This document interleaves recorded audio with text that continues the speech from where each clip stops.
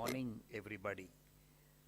Respected Dr. Sukanta Majumdar, Honorable Minister of State for the Ministry of Donor, senior dignitaries on the dais, senior officials from the state governments of the Northeast region, esteemed guests, industry leaders, and media representatives.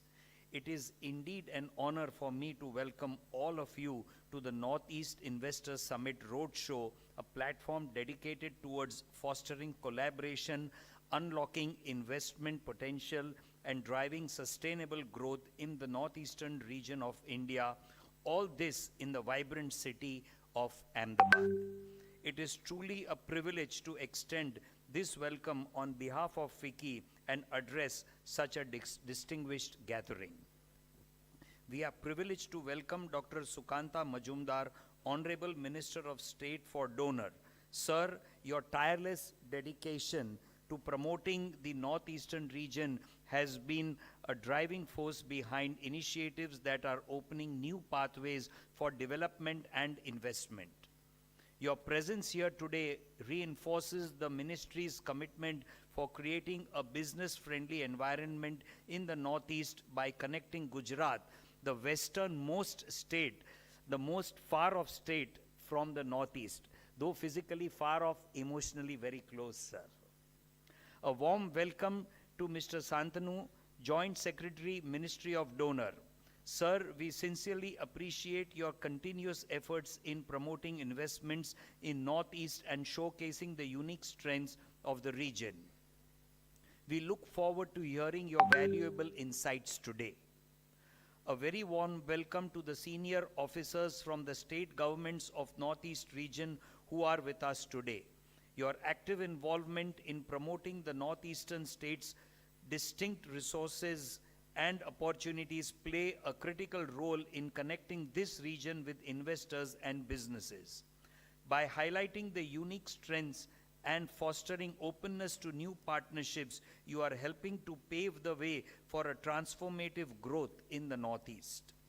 All of you are reinforcing the vision of our Honorable Prime Minister, Shri Narendra Bhai Modi, in not only industrially connecting the Northeast, but also integrating it in terms of society. To the industry leaders and investors, I extend a gratitude for joining us here today. Your interest and engagements in exploring the Northeast's potential are important to the success of this roadshow. We hope that today's discussions inspire you to participate in the region's journey of growth and development. Ladies and gentlemen, this roadshow is more than just a platform. An opportunity to forge partnerships that contribute to the socio-economic transformation of the Northeast. By exploring the business landscape of this region, we can not only expand our ventures but also make a meaningful impact on the lives of the people in these states. The northeastern states are eager to welcome investors, innovators, and collaborators who can help unleash their true potential, thereby creating mutually beneficial opportunities for all. The northeastern region is one of the most promising and resource-rich regions in India. Strategically located, sharing international borders with Bangladesh, Bhutan, Myanmar, and China, this region offers immense opportunities for cross-border trade and investment. Its geographically advantageous position makes it as India's gateway to Southeast Asia, aligning perfectly with the Act East policy. Northeast is home to rich biodiversity, abundant natural resources, skilled human capital, and unique cultural heritage. From the vast tea gardens of Assam to the organic produce of Sikkim, from the bamboo reserves of Mizoram to the vibrant handlooms of Manipur, the region offers a wide opportunity for investments and investors across sectors. The Ministry of Donor and the Government of India have taken proactive measures to support sustainable development in the Northeast. With strategic initiatives like the PM Divine, the Act East policy, and continued improvement in connectivity and digital infrastructure, they are laying a strong foundation for Northeast India to become a vital contributor to India's economic future. Let us use this roadshow as a stepping stone to form meaningful partnerships and bring transformative growth to the Northeast. To end, I wish you all fruitful discussions, valuable connections, and a memorable experience here in Ahmedabad. Thank you.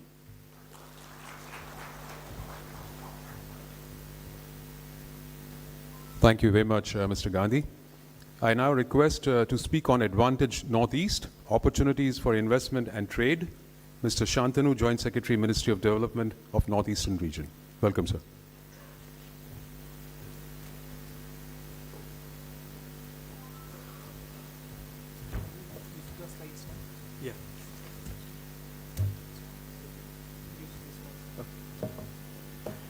Good morning, everyone.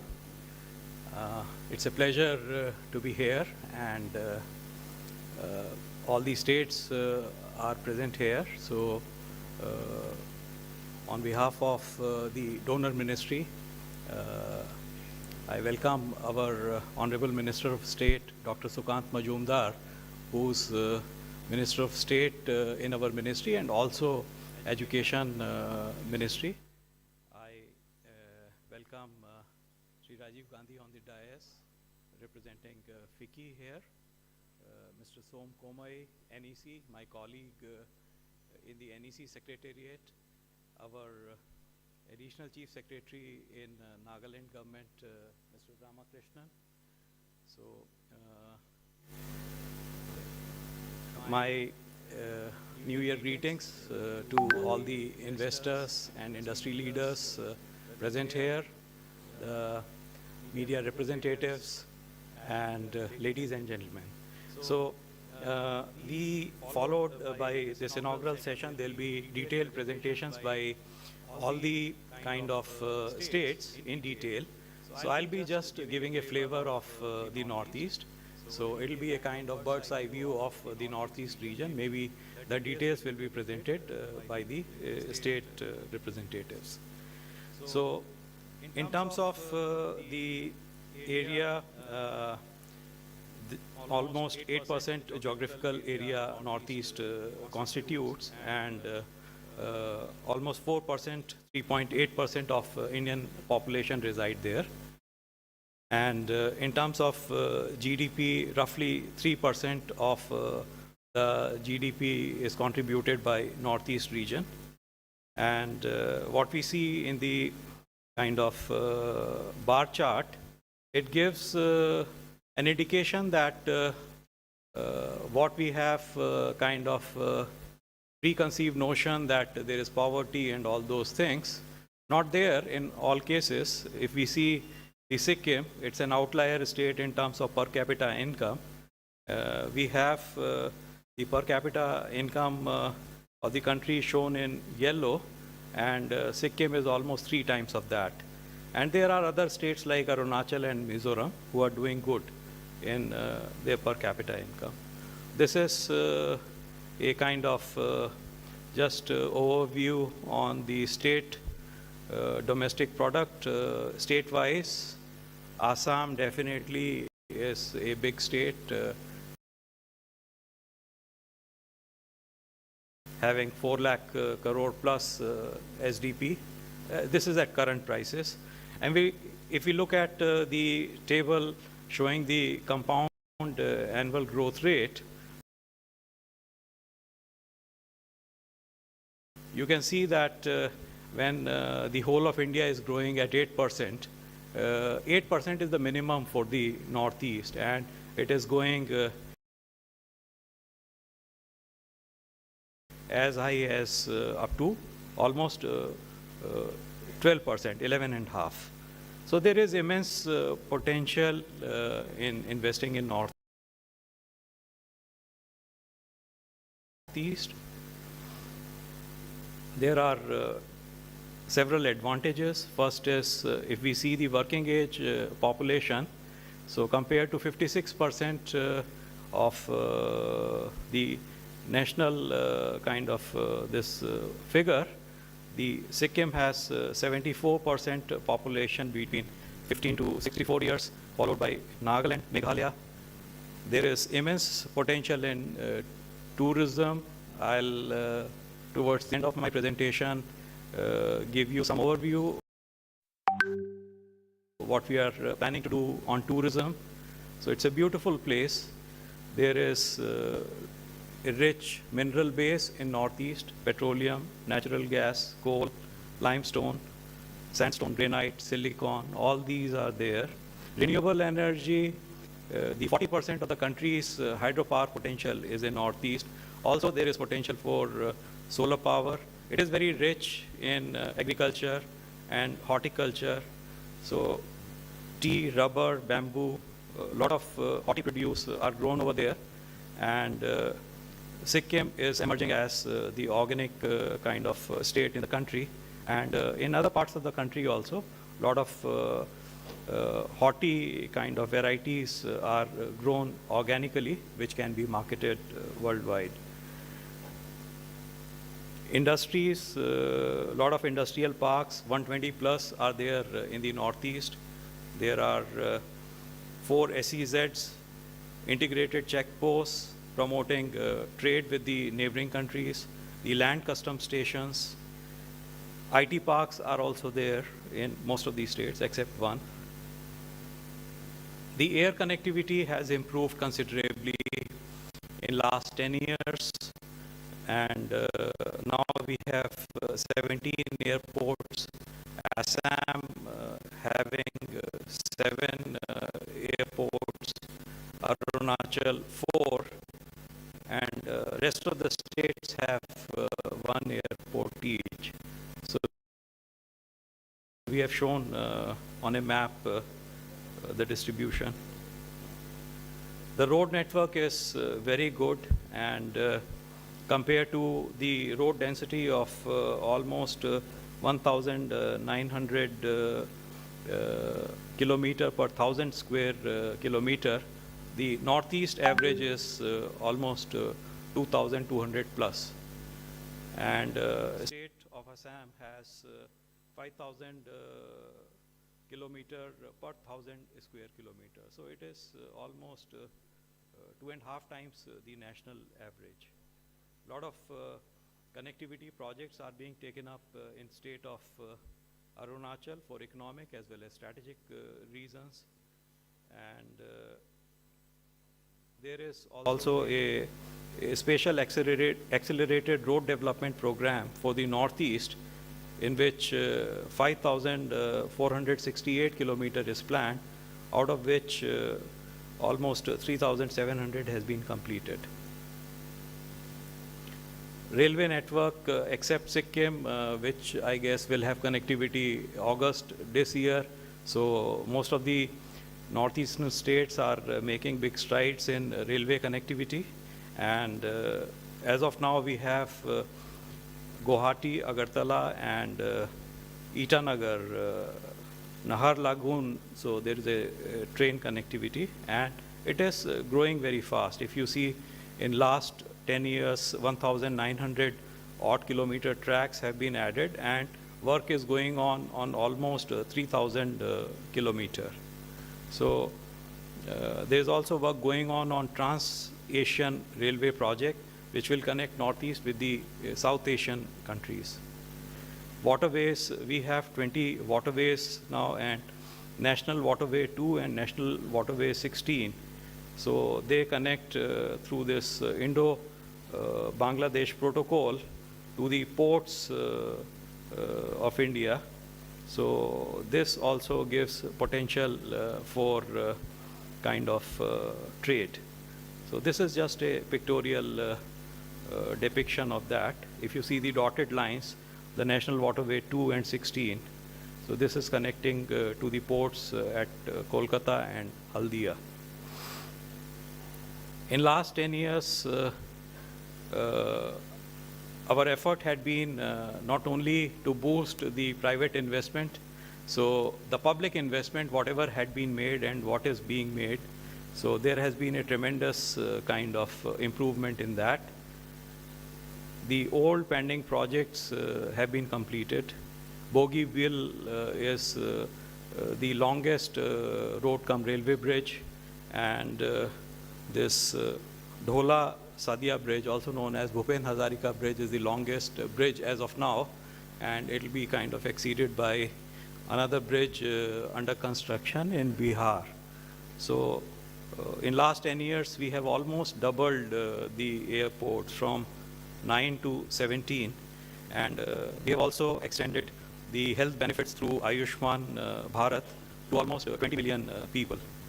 5.22 lakh crore is the investment made by line ministries, including Ministry of Donor, and Ministry of Donors contribution in this is almost 23,000 odd crore. So we are not a very big ministry. We see the coordination of the developmental projects in the Northeast, but still 23,000 crore in last 10 years is no small money. And there is an effort basically to complete all the pending projects which were sanctioned earlier, so that public can benefit through those infrastructure and other projects. In terms of telecom connectivity also, 1,358 towers have been erected in last 10 years, connecting almost equal number of villages. So why invest in Northeast? The Northeast has in fact potential for growth. There is infrastructure, there is manpower who can be utilized with little skilling, and if we see the IT, ITES, tourism, renewable energy, these sectors, there is immense potential, and it also gives access to the Southeast Asian countries. So if we are looking for trade, for export, so a lot of potential is there through that.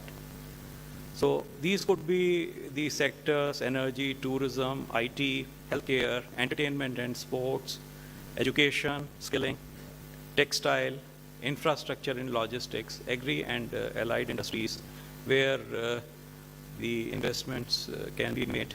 So infrastructure and logistics, I have already mentioned whatever infrastructure efforts have been made.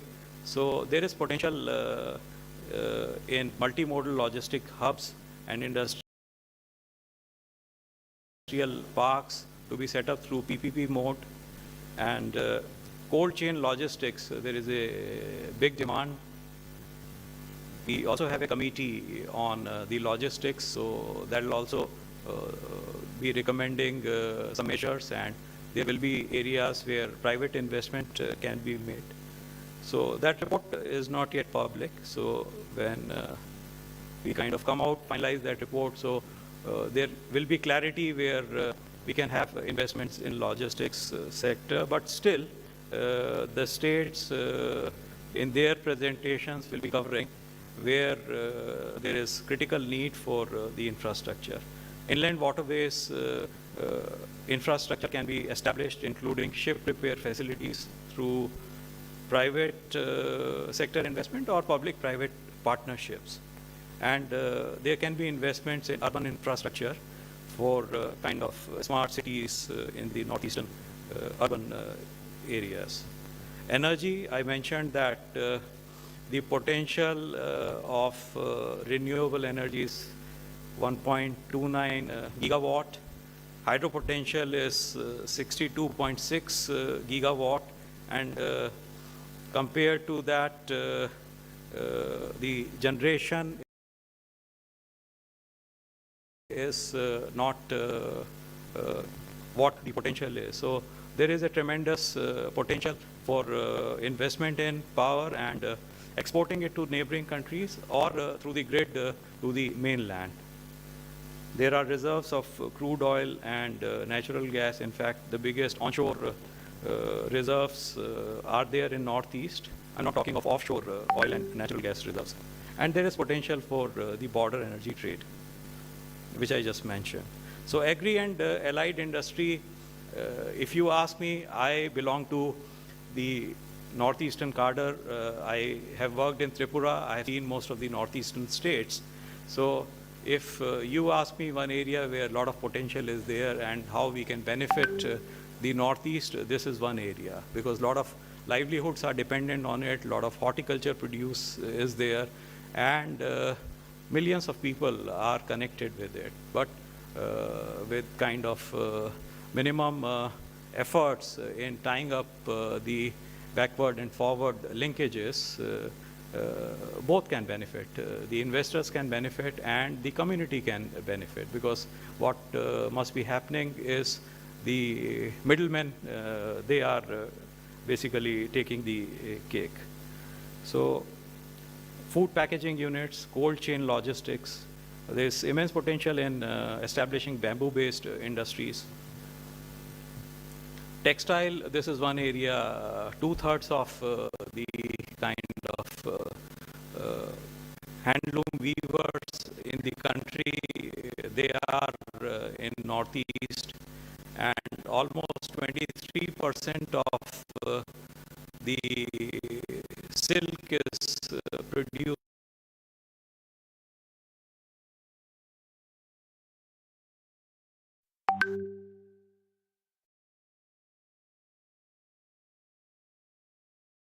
in Northeast. Muga, almost 10%, 95% of Muga is grown in Assam. Assam has identified Muga as their kind of USP, which they will be kind of aggressively marketing and seeking support from industries. Eri also, almost 2/3 of eri production in the country is from the Northeast. Assam is the major contributor. So there can be, again, as I said, for the agri and agri-based industries. So textile also, there is immense potential. And in technical textile manufacturing, special fibers made out of banana, water hyacinth, pineapple leaf. So this also, there is a lot of potential.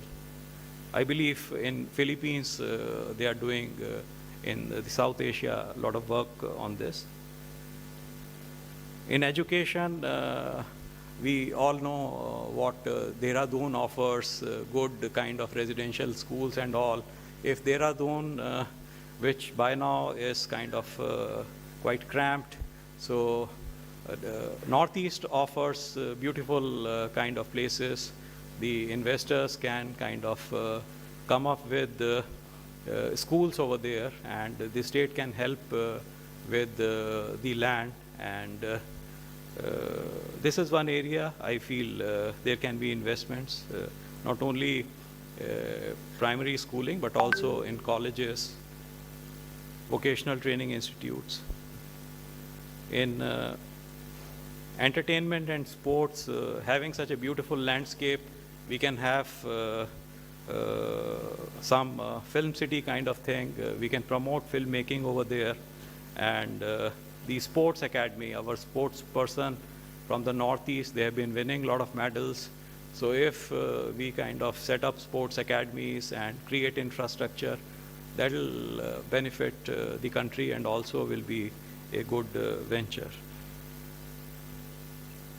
Healthcare, there is a need for doctors and nurses and paramedic staff. So investment can be made in that area. Medical value tourism can be established over there. Telemedicine, there is a lot of scope. Critical care facilities. So these are kind of areas. IT, ITES, the people in Northeast, they are English speaking, they are young, as I mentioned, that working age population is much kind of high compared to the national average. So they can be utilized, and BPOs, KPOs, ITES facilities can be set up in the northeastern states. So tourism, I mentioned the areas we have mentioned, what we are doing under leadership of our Honorable Minister Donor, Mr. Jyotiraditya Scindia. we have identified one destination in each state, which we have said that to begin with, we will provide the world-class tourist infrastructure. So this is the first kind of place in Northeast. Shergaon we have identified. This is in consultation with the state we have identified. So there is a circuit, so investments can be made in this. Assam, Kaziranga, already good infrastructure is there, but we want to make it world class. And there is a circuit, Jorhat, Kaziranga, Tezpur, and the tea garden. So investment can be made on this circuit, which we intend to promote with the state. Manipur, Moirang, we have identified as the place where we want to promote tourism. So Loktak Lake, the picture is of that. It's beautiful. In Meghalaya, we intend to promote Sohra. So the route could be Guwahati, Shillong, Sohra, Nongriat. So maybe when Shillong airfield in near future, when that becomes fully operational, we may have perhaps a circuit Shillong, Sohra, Nongriat maybe in near future. So we are expanding the Shillong airfield also through the public investment. Tenzol is one area, maybe Mizoram would be speaking on that, but there is some thinking to kind of decongest Aizawl. This could be perhaps the state is looking at as their new capital. So this is kind of, it requires a lot of money. So if the state government is pitching for Tenzol as their capital, that can be, it can in fact attract a lot of investment, but even without it, we intend to promote the tourism in Tenzol, so there can be investments in Tenzol. Nagaland, we have identified Kisama for the model tourist destination. If any one of you have been to Kisama, every year Hornbill Festival is organized. I happened to visit it in December. So it's a beautiful kind of ambience in which they organize it, and look at the landscape which is surrounding it. So there can be investments in that. Sikkim, Namchi, they have identified as their tourist destination. Already Sikkim is attracting a lot of domestic as well as foreign tourists, but this Namchi, Revangla, Siliguri circuit, there can be investments there. Tripura, they have identified a Shakti Peeth at Matabari for the development of tourism infrastructure. And this is a picture of Neer Mahal, which will be in that Matabari circuit. So this is just whatever road shows we have held so far. So we have been kind of going to all the important cities, and definitely Ahmedabad could not have been missed out. So there has been a very positive response from the investors, and there was an MOU signing ceremony last year in March, and after that we have held road shows at Bengaluru, Hyderabad, Mumbai. So our Honorable Minister of State has been attending some of the road shows. The Cabinet Minister is attending some of the road shows, but we are giving so much importance to it that one of the ministers is attending the road shows, and so far we have MOUs and intents to the tune of 78,000 crore, and this is excluding what is kind of decided in Ahmedabad today. So this is a state where a lot of industrialists are hailing and also working abroad. So we have a lot of hope and promise from Ahmedabad. I review these cases at my level on a monthly basis. My predecessor, Ms. Mona Lisa, she was till recently reviewing it. So irrespective of whosoever holds the position, so we review it at monthly basis. And if any investor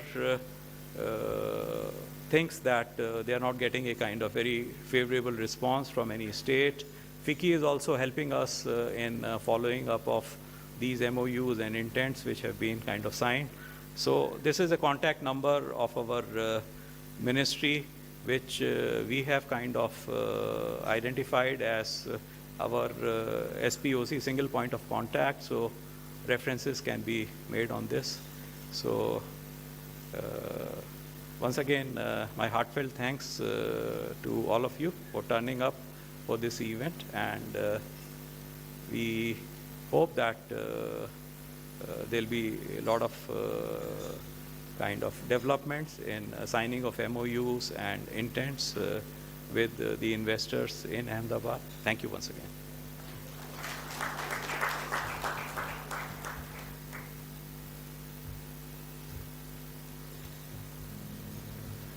Thank you very much, Mr. Shantanu, for such a varied, interesting and inviting presentation to all the people present here, and telling us so much about why people should invest there or put up businesses there. Thank you so much again. We would request Dr. Karampal Singh, DP IIT, Ministry of Commerce and Industry, to kindly come up with his presentation, which is on Unnati scheme. Thank you.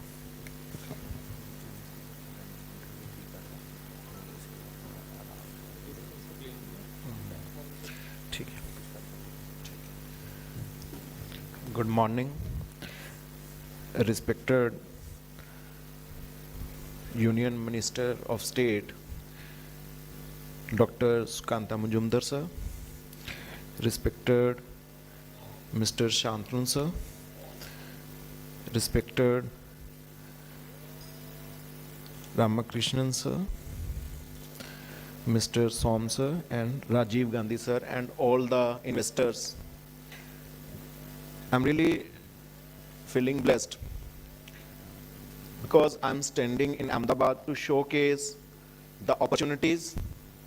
As before me, Joint Secretary sir has explained very well and show a tour to all the investors about the northeastern region states. A lot of opportunities has been explained by sir, and I will try to link how Government of India will provide incentives if you will come in the northeastern state and will invest in the development of northeastern states.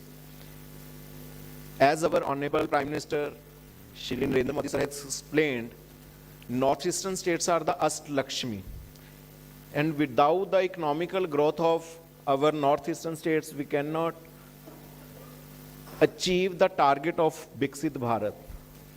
Sometimes we have the perception northeastern states are the last states, but no, you are the gateway. Northeastern Minister of states are the Communications gateway of and Minister of India. Development of We are Northeastern entering Region, from Sri the Jyotira. Southeast Asia. So I will explain about the Unnati scheme, which has been launched by our Prime Minister on 9th March 2024. And it is purely for the northeastern states, with the incentives if you are thinking about to establish a new unit there, or if you are existing investor there, or you want to expand your current investments in the northeastern region state.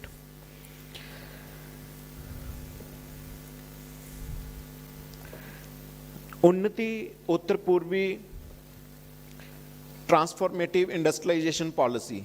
Earlier, number of policies has been designed by and implemented by the Government of India, but this is the recent scheme which will last till 34 with the 8 more years of committed liability in the form of incentives. Scheme has been notified on the 9th March and will last till 31st March 34, but registration period only for the 2 years. In the 2 years, you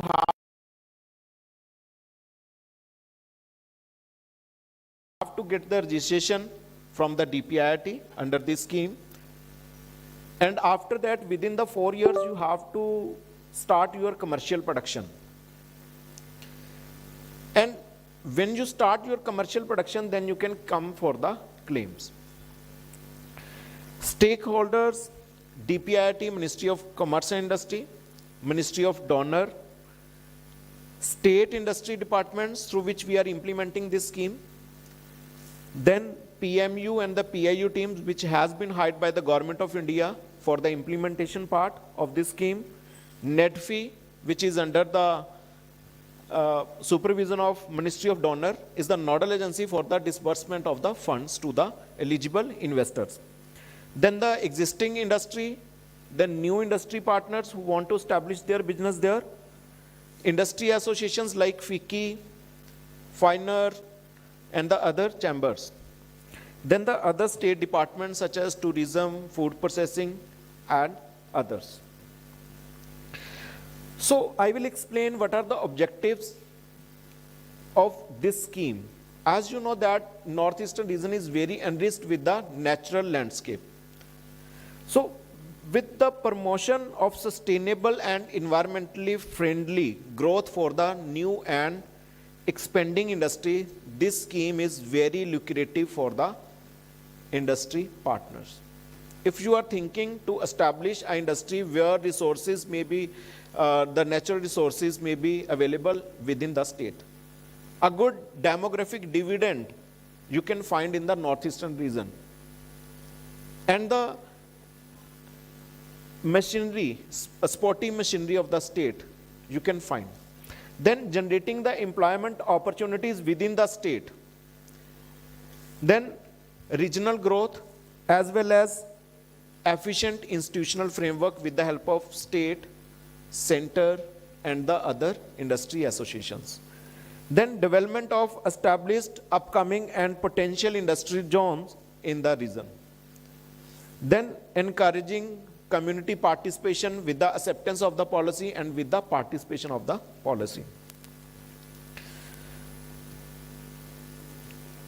Salient feature of this policy in the implementation part, Government of India has been divided all the 129 districts of 8 states of the northeastern region into 2 zones, Zone A and Zone B, and maximum 119 districts are under the Zone B where the maximum incentives has been given or will be given to the eligible registered units.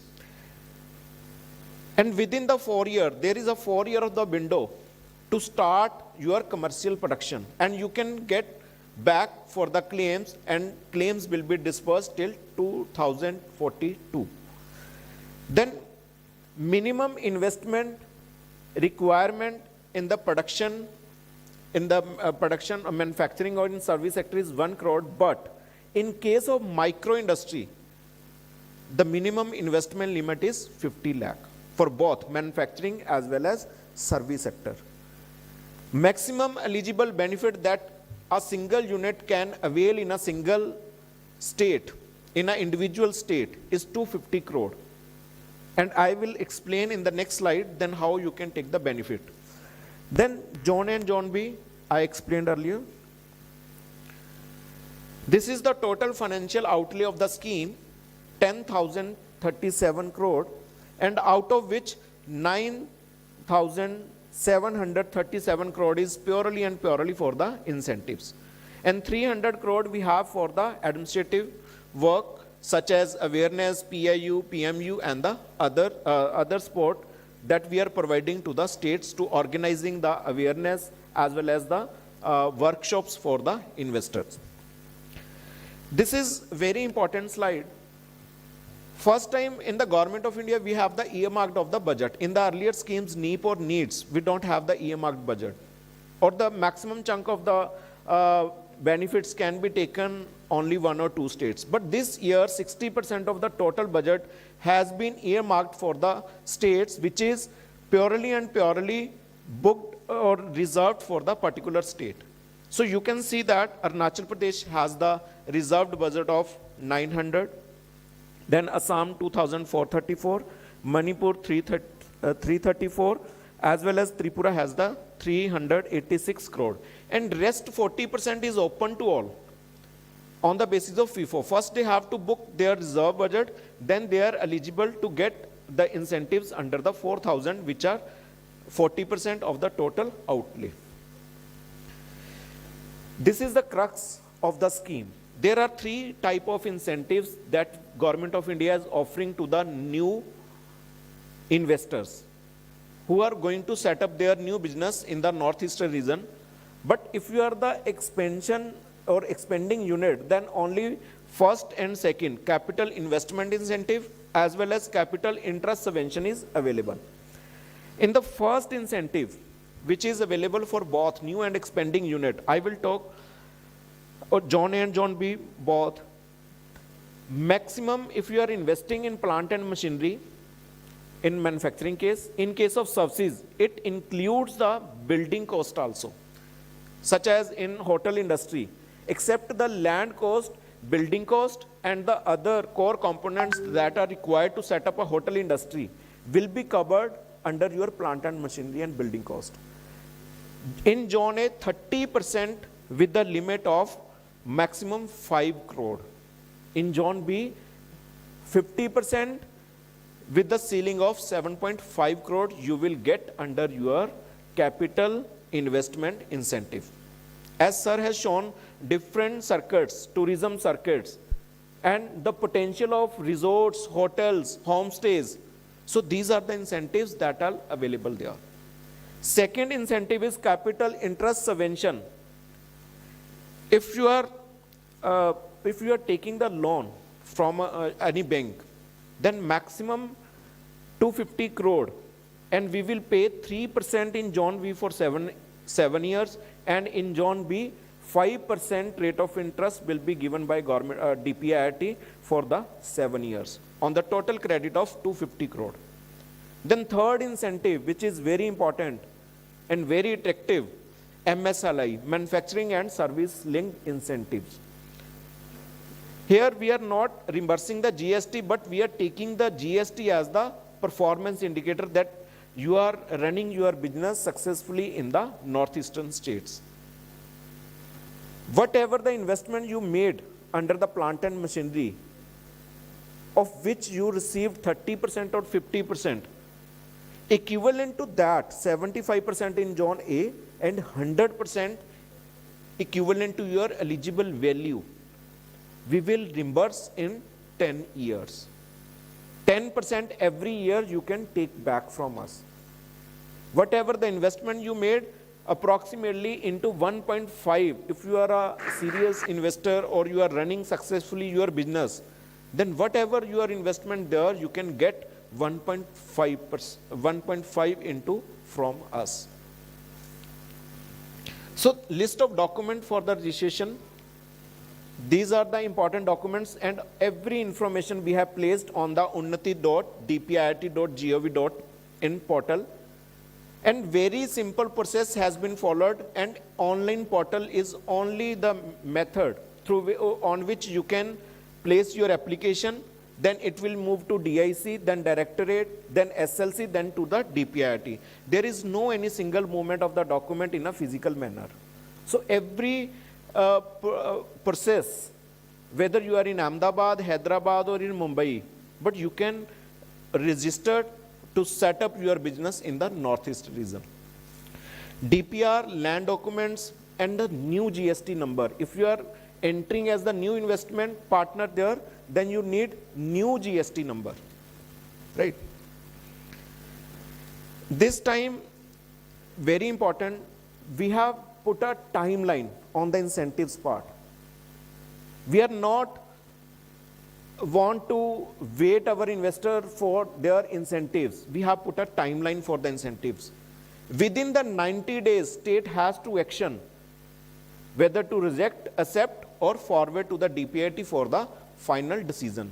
And again, Ministry of Government of India has the timeline. DPIT has the timeline of 30 days. Within that 30 days, we have to take the decision on the applications that we have received, and we have to give the incentive to our investors. So this is the crux of the Unnati, and I really urge to all the investors who are sitting in this hall, कि kindly come in the Northeast, then you will feel how enriched it is, how potential is waiting for the investors there. And with these kind of meetings and connectings, we are really feeling blessings of your partnership in states. Thank you, sir. Kem cho majama? Morning to all of you.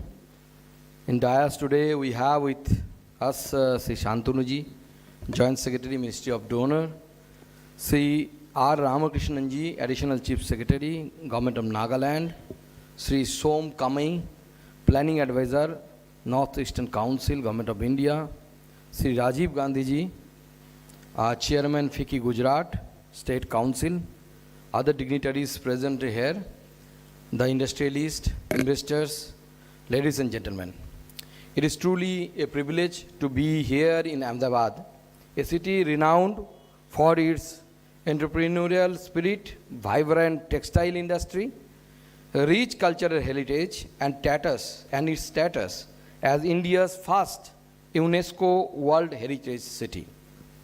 Atha dhanna nagaram yatra vidya vanijyam cha sahasti. Blessed is the city where knowledge and commerce thrive together. Today we have gathered here to discuss an equally dynamic region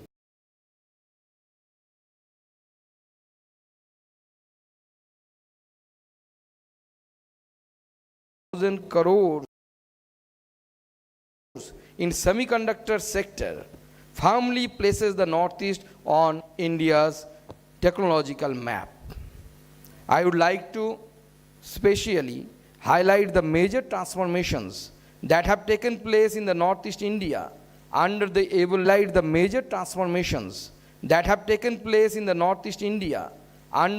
leadership of our Honorable Prime Minister Sri Narendra Modi ji. Northeast India has grown to 17 by 2023 compared to 9 in 2013. 20 waterways are and create a pathway for growth through key incentives like the capital investment incentive, peaks of Taiwan in Arunachal Pradesh, to the lush green landscape of Cherrapunji in Meghalaya. The region offers unparalleled experiences for travelers. Assam features the unique charm of Majuli, the largest riverine island, while Nagaland mesmerizes visitors with the vibrant culture of the Hornbill Festival. The scenic landscape of Loktak Lake, as we have observed in the Shantanuji's presentation, the largest freshwater lake in India, make Manipur a most visit destination. In Mizoram, the breathtaking views of Phongpui, the Blue Mountain, the state highest peak, are unforgettable. Tripura captivates travelers with the architectural marvels of Nil Mahal Palace situated in Rudrasagar Lake. Sikkim enchants visitors with beauty of Gurudamba Lake, one of the highest lakes in this world. Together, these destinations highlight the Northeast India's tourism potential. With investment in infrastructure, hospitality, and sustainable tourism, the Northeast can become a top destination for ecotourism, adventure tourism, and cultural tourism. The region's tourism appeal also extends to the realm of wellness. The natural beauty and serene environment make the Northeast an ideal spot for medical tourism, with immense potential to attract patients from neighboring countries such as Bhutan, Bangladesh, and Myanmar. This aligns well with the healthcare focus of the Ahmedabad Roadshow and provides a unique opportunity for partnership with Gujarat's esteemed healthcare and pharmaceutical sector. Ahmedabad positions as a tech-enabled financial hub offers an inspiring model for the northeastern states emerging IT and ITES sectors. With a young and talented workforce, the Northeast is poised to become a hub of digital innovation. Expanding Gujarat-based IT firms into the Northeast would not only create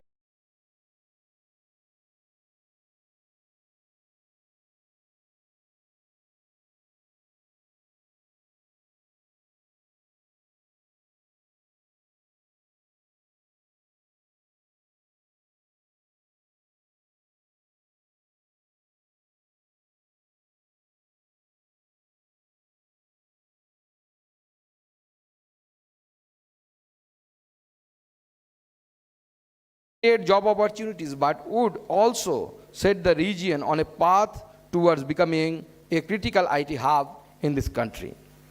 A strong and resilient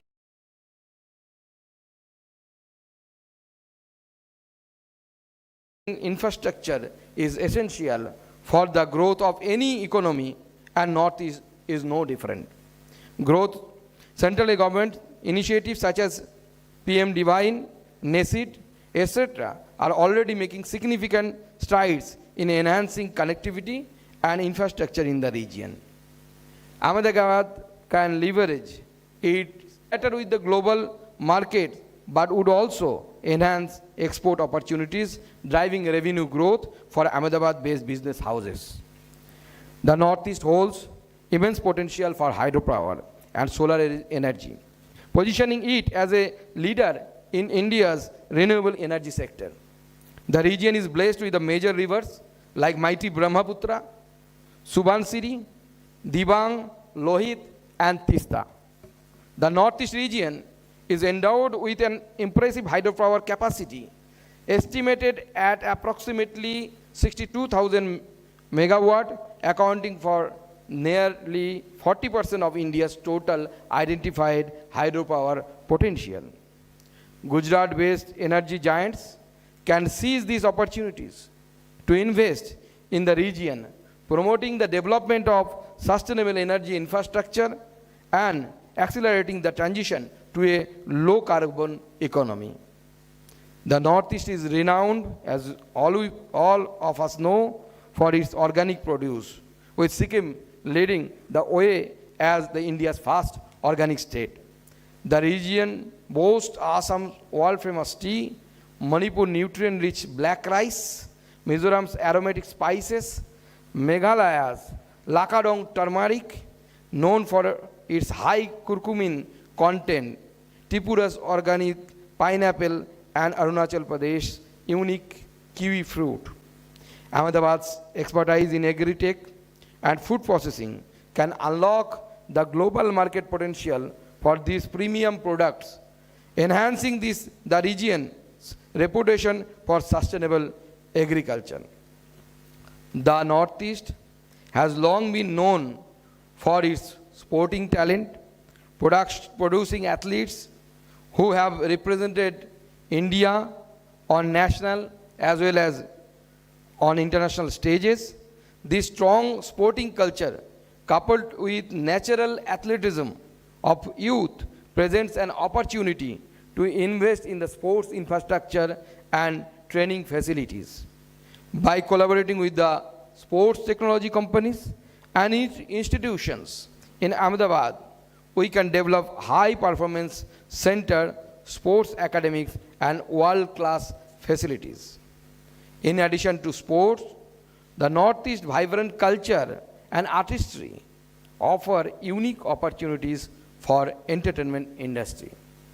This can include everything from film production to performing arts centers, providing avenues for Northeastern artists to showcase their talents and share their stories with a broader audience.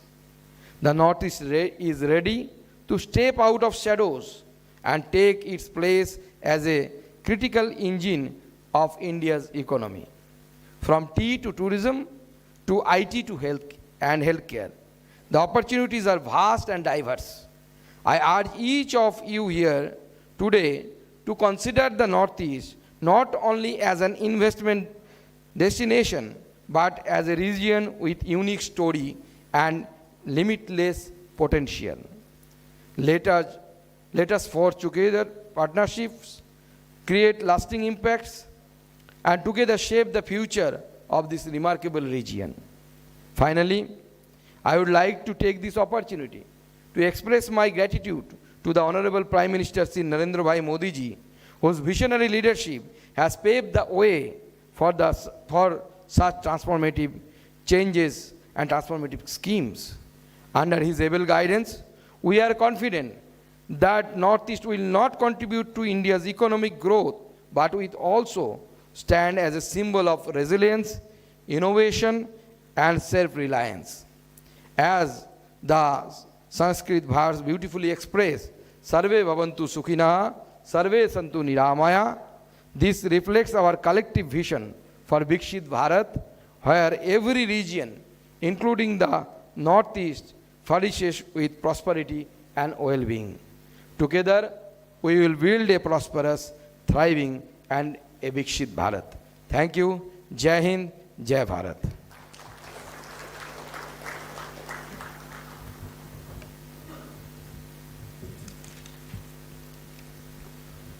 Thank you so much, sir, Dr. Sukanta Majumdar, for this wonderful address, for the growth potential that Northeast offers, for all the information and a positive environment that you have created for the way forward. Before we move on to the state presentations, ladies and gentlemen, I would like to request Mr. Som Kamei, Planning Advisor, Northeastern Council, to kindly step up for a vote of thanks. Thank you so much.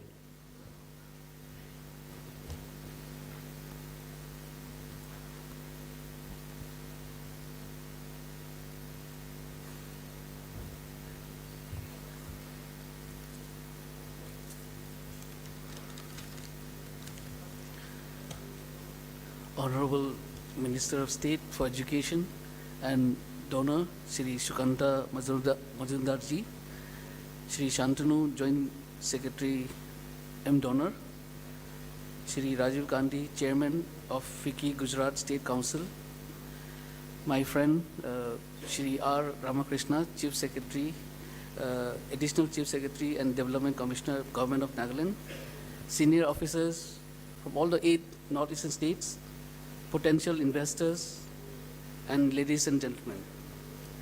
As we draw to the close of the opening session of the roadshow of Northeast Investor Summit here in the vibrant city of Ahmedabad, it's my privilege to propose a vote of thanks. This summit, organized by the Ministry of Donor, has been an exceptional potential for fostering collaboration, innovation, and investment in the enchanting Northeast India. First and foremost, I would like to extend our heartfelt gratitude to our Honorable Chief Guest, Shri Sukanta Majumdar ji, MOS for Education and M. Donor, for gracing us, sir, with your presence and sharing his valuable insights into the Northeast region. Sir, your support and encouragement has been a tremendous source of inspiration for all of us who have been working under you. A special thank you to the M Donor team led by Shri Shantanu ji, JS Donor, and our partner FICCI and Invest India, who is our facilitation investment partner, and the E&Y team, our knowledge partner, for their relentless effort in organizing this summit. To our esteemed panelists and our speaker, thank you for enlightening us with your knowledge of NER and its potential. We are immensely grateful to our potential investor today and the business leaders who have gathered here, who have shown their keen interest in exploring opportunity in the Northeast. Your interest and willingness to invest in this beautiful and resource-rich region hold the promise of a very bright and prosperous future for the Northeast. aptly named Ashtalakshmi of India by the Honorable Prime Minister Shri Narendra Bhai Modi ji. Our sincere thanks to the delegates, participants, volunteers, whose hard work and dedication behind the scene have ensured a smooth execution of this summit. We look forward to a fruitful interaction in the upcoming session. We hope that the Northeast Investment Summit will be a celebration of potential, partnership, and progress for the region. The last few investment summit has attracted, like my colleague Shri Shantanu has mentioned, it has resulted in around 77,000 crore of MOU and intent. We hope to touch much about the figures in the next few roadshow, not only here but also abroad. Thank you all once again, and we all look forward to the exciting opportunities ahead that will be showcased here and by all the states. And thank you, Namaskar, and Jai Hind. Thank you.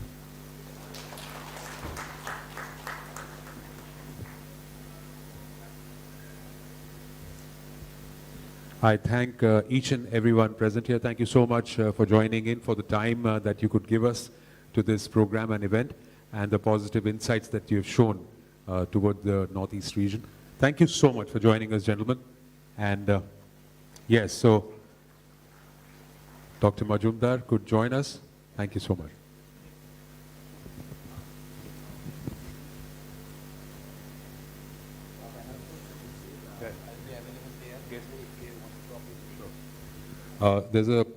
There's a request to everyone. If anyone wants to have an interaction, conversation with Dr. Majumdar, he himself said that he is available outside, so you could do that. You could in person speak to him regarding some things. And the state presentations follow. It'll be a 5-minute break. So we just change this kind of setup here.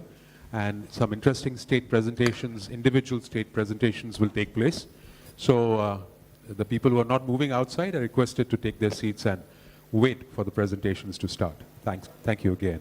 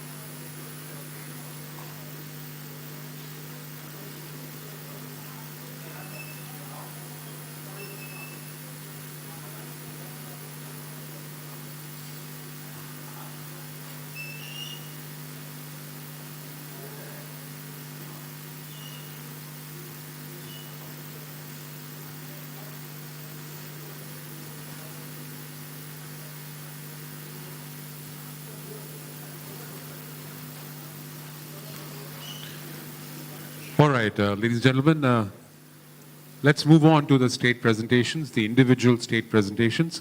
And I would like to call the people who are going to present in front of us. As per Puran, they say the Prabhu Mountain of Puran, Arunachal Pradesh. I would like to call upon Mr. Sangha Babung, Joint Director, Government of Arunachal Pradesh, to kindly take a seat here at the dais. Mr. Sangha Babung.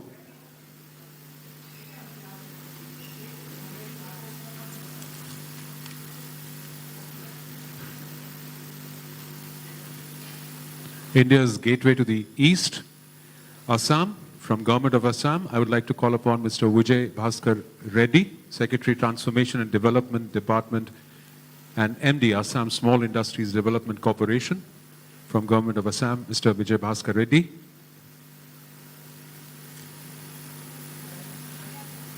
From the jewel of Northeast, Manipur, I would like to call upon Mr. Hanjabam Bobby Sharma, Joint Secretary TCI, Government of Manipur, to kindly join us here.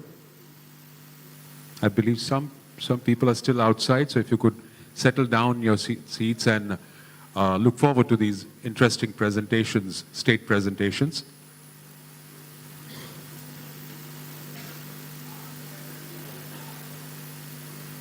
I would like to call upon Mr. Praveen Bakshi, Commissioner and Secretary, Commerce and Industries from Government of Meghalaya. Also, Dr. Lalrin Chana, Principal Advisor and Additional Secretary, Planning and Program Implementation Department, Government of Mizoram, to kindly join us. Mr. Gopal Chetri, request your presence here, Joint Secretary, Commerce and Industries Department, Government of Sikkim. Honorable Minister of Communications and Minister of Ms. Development of Northeastern Region, Vishwas Shri Boga, Jyotiraditya Director, AIMS Industries and India, Commerce from Secretary Government of Telecommunication, Tripura, Dr. Neeraj to also join Mittal, us here. Member Services, Shri Rohit Sharma, Member Technology, Shri Sanjeev Kumar Bidwai, Additional Secretary, Shri Guljar Natarajan, Senior officers from Department of Telecommunications, TRAI, MHA, and other ministries and departments, leaders of telecom industry, esteemed members of press and media, namaskar and very good morning to all of you. On behalf of Department of Telecommunication, it is my privilege to welcome you all to this momentous event where we have get together to celebrate DOT's citizen-centric and transformative initiatives aimed at enhancing our nation's digital ecosystem. We are deeply honored to have with us today the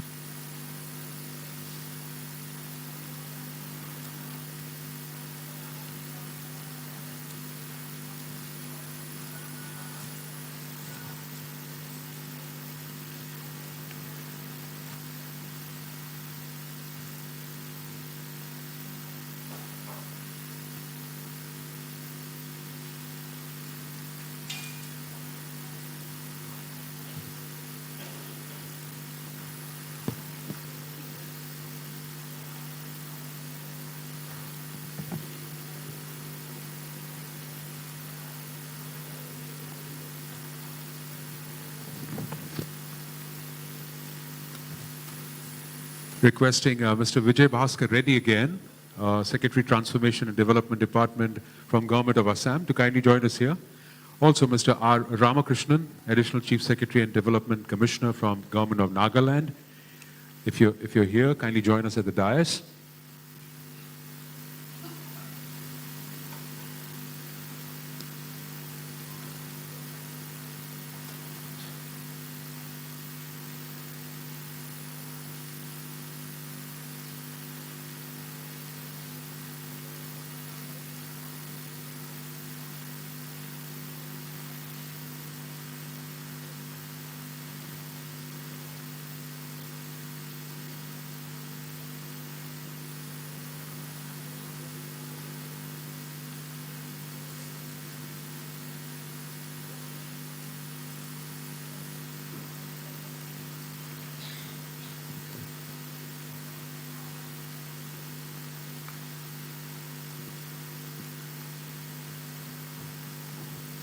Right. So we move on to the state presentations. The first one coming up is by Mr. Sanga Babung, Joint Director, Government of Arunachal Pradesh. It's your time, sir.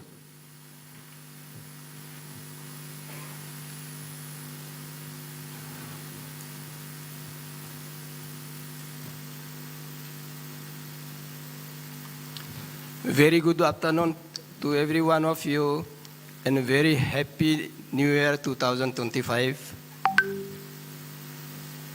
Honorable Union Minister of State for Donor, Joint Secretary Donor, Senior Officers from DPIIT, Advisor, Planning Advisor to Northeastern Council, Chairman Vicky, Additional Chief Secretary, Nagaland, senior officers of Northeastern India, my esteemed guests from industries and the commerce,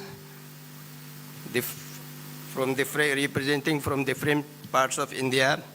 Actually, my name is Sangha Babung, Joint Director Planning and Investment Department, Government of Arunachal Pradesh. Actually, we have, in Government of Arunachal Pradesh, we have a special department for innovation and investment park under the Department of Government of Arunachal Pradesh. Who is dealing this department is being engaged in the Chief Secretary's conference of all Deputy Commissioners with its Chief Minister, Deputy Chief Ministers, and with all the Deputy Commissioners of Arunachal Pradesh, so they could not come. At the last moment, I have been deputed to represent this function. So, my formal presentation, PowerPoint presentation, will be made by Sri Mohit Mishra, my senior consultant under the Department of Planning and Investment, Government of Arunachal Pradesh. Mohit, please.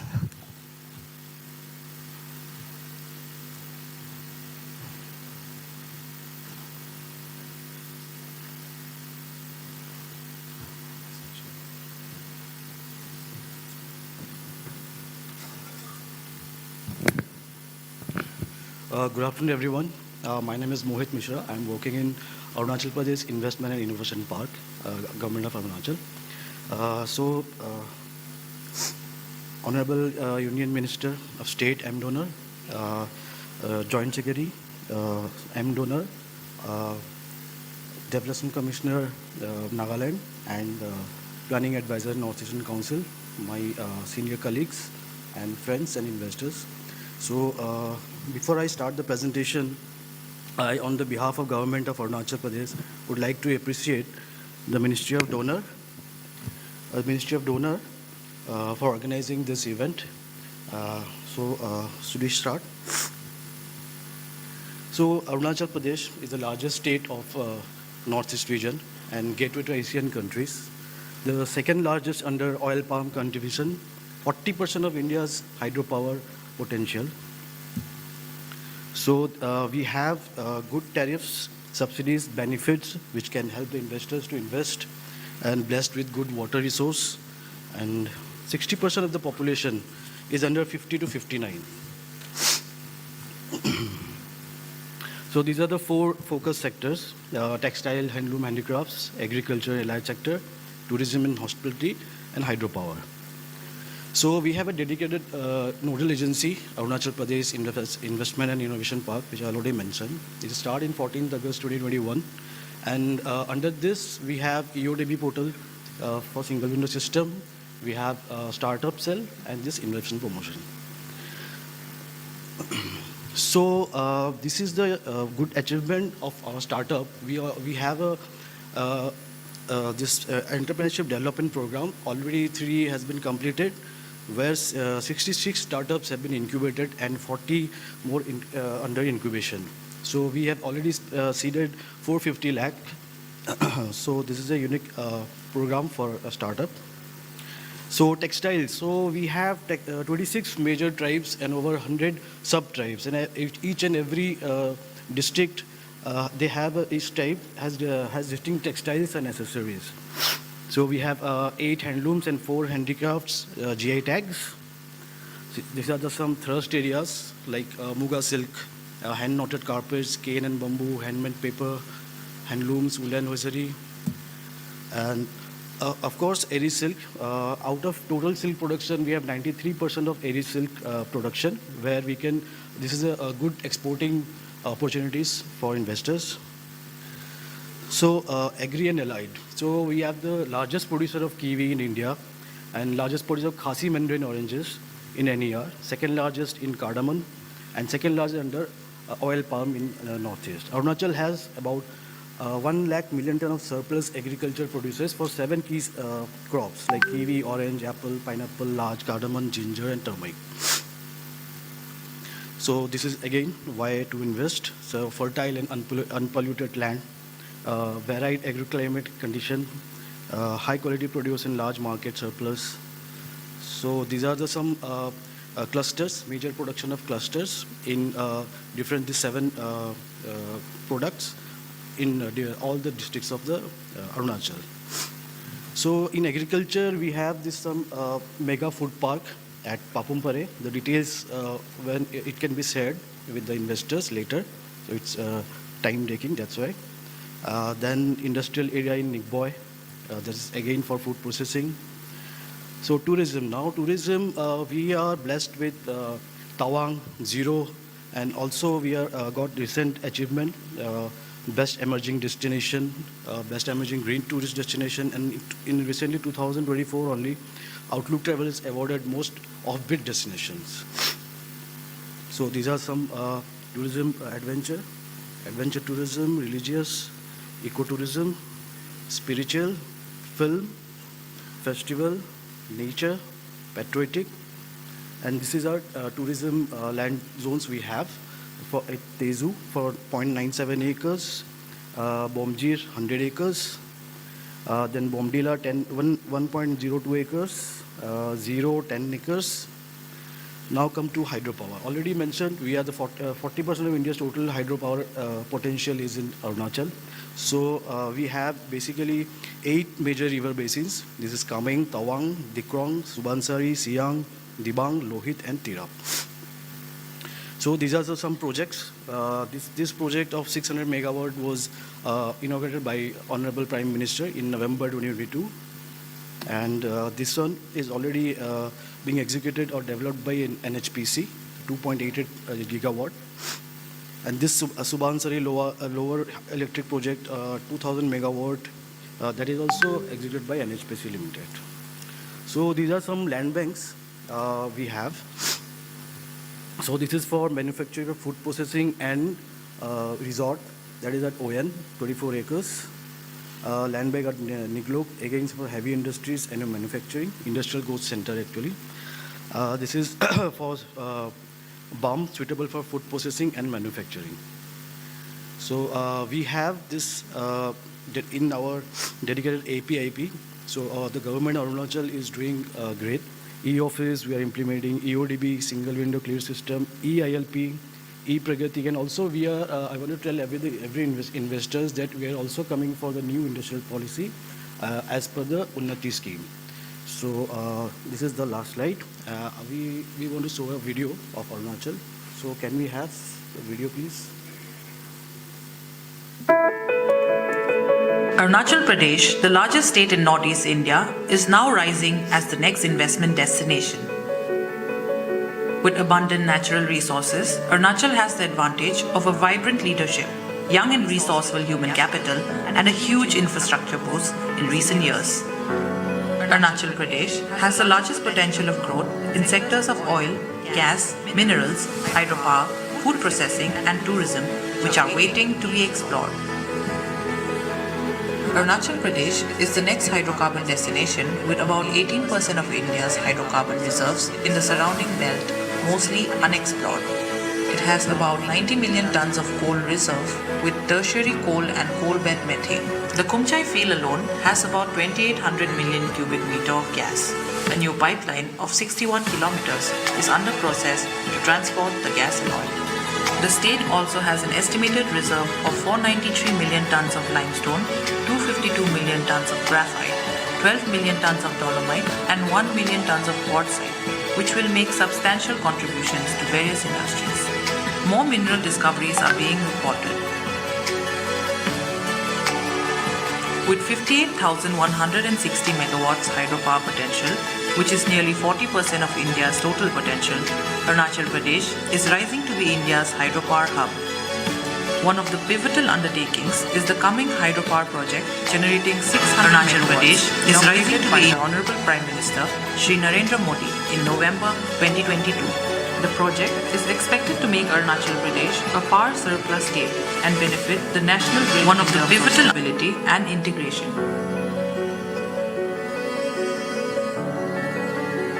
Arunachal is the agri-horti powerhouse of northeast India with high-quality produces, over 100,000 tons of market surplus, and scope of expansion in 86% of cultivable area. The state has immense potential in food processing and allied industries. Kiwi, orange, palm oil, pineapple, turmeric and ginger are the immediately investable producers.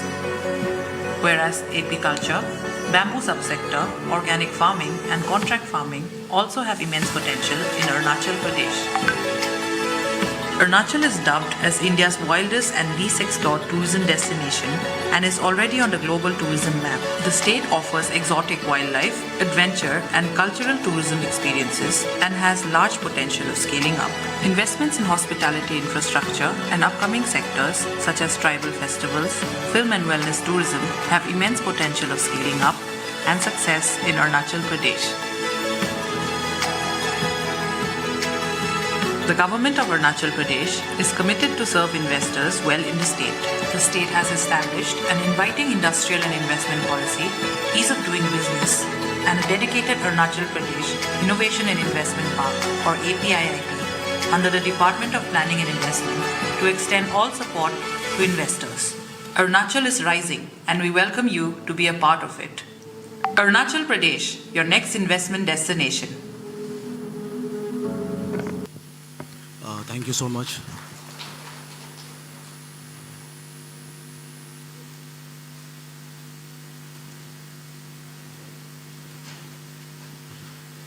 Can we call Mr. Vijay Bhaskar Reddy from Government of Assam to have his presentation, please? Give me the test slider. So let me play the video first. Yeah.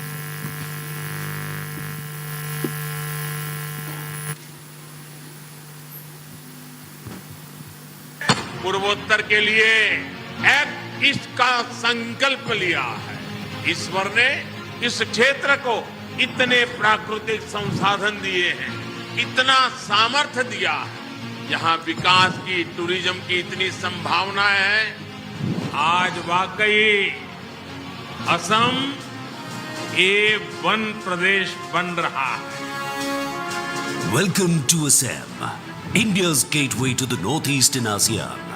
The land of opportunities where investment meets growth. Explore the myriad investment opportunities that Assam offers for businesses and entrepreneurs looking to thrive. Assam's strategic geographic location and robust connectivity network make it an ideal staging point for global investment. With an extensive network of state and national highways, rail connectivity and 15 national waterways, Assam offers seamless access to markets in the ASEAN region and beyond. Assam has been prioritizing infrastructure development to create a business-friendly environment. The state has witnessed substantial progress in building modern highways, expanding railway networks, and upgrading airports. The construction of new bridges across the mighty Brahmaputra River is opening new possibilities. Several dedicated industrial and technological parks and special economic zones have been established to provide a strong foundation for industries to thrive. Assam's greatest strength is its skilled and adaptable workforce. The state boasts of a large pool of educated and talented individuals. Assam is home to numerous reputed educational institutions, universities, management colleges, and vocational training centers that ensure a continuous supply of skilled professionals in various fields. Assam is a treasure trove of natural resources. It is the largest tea-producing region in the world. The rich aroma and exquisite taste of Assam tea have captivated tea enthusiasts across the globe. The state also holds a monopoly in producing golden Muga silk. Assam is also a major player in the oil and gas industry. The state has abundant oil reserves, making it an attractive destination for exploration and production companies. Assam's abundance of agricultural products like rice, spices, citrus fruits, vegetables, and bamboo present lucrative opportunities for diverse industries. Assam's abundant natural resources, including limestone, clay, and silica, provide a solid foundation for the cement industry. With state-of-the-art cement factories and modern production techniques, Assam ensures high-quality cement production. Assam is at the forefront of emerging industries. The state's new policies and incentives in the electric vehicle sector have garnered significant attention. With a focus on renewable energy and unconventional sectors like ethanol production, Assam presents exciting opportunities. The state's commitment to healthcare is transforming lives and positioning the state as a leading destination for quality medical services. With state-of-the-art hospitals, cutting-edge technology, and highly skilled healthcare professionals, Assam offers world-class healthcare facilities. The state's medical colleges and universities produce a steady stream of talented doctors, nurses, and medical technicians. The state government is committed to creating an investor-friendly ecosystem. Assam also offers a rich cultural heritage and abundant natural beauty. The state is known for its wildlife sanctuaries, national parks, and sprawling tea estates and golf resorts. Tourists flock to Assam to experience river cruises and adventure sports. The warmth, hospitality, and entrepreneurial spirit of the Assamese population create an ecosystem that nurtures innovation, collaboration, and success. Assam is connected to all major cities of India by Indian railways, and all major districts, towns of the state are interlinked by the rail network, and 4 border trade centers to promote trade and investment in the state. With such an ecosystem and having situated in the close proximity to Asian nation, the state is a preferred destination for investment. Come and invest in Assam and be a part of its incredible transformation story. Welcome to Assam, the land of endless possibilities.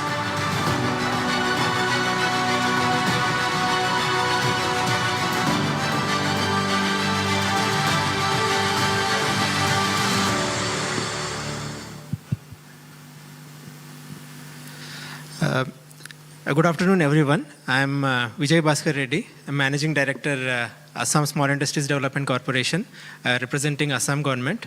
Now I'll be giving a brief presentation about investment opportunities in Assam.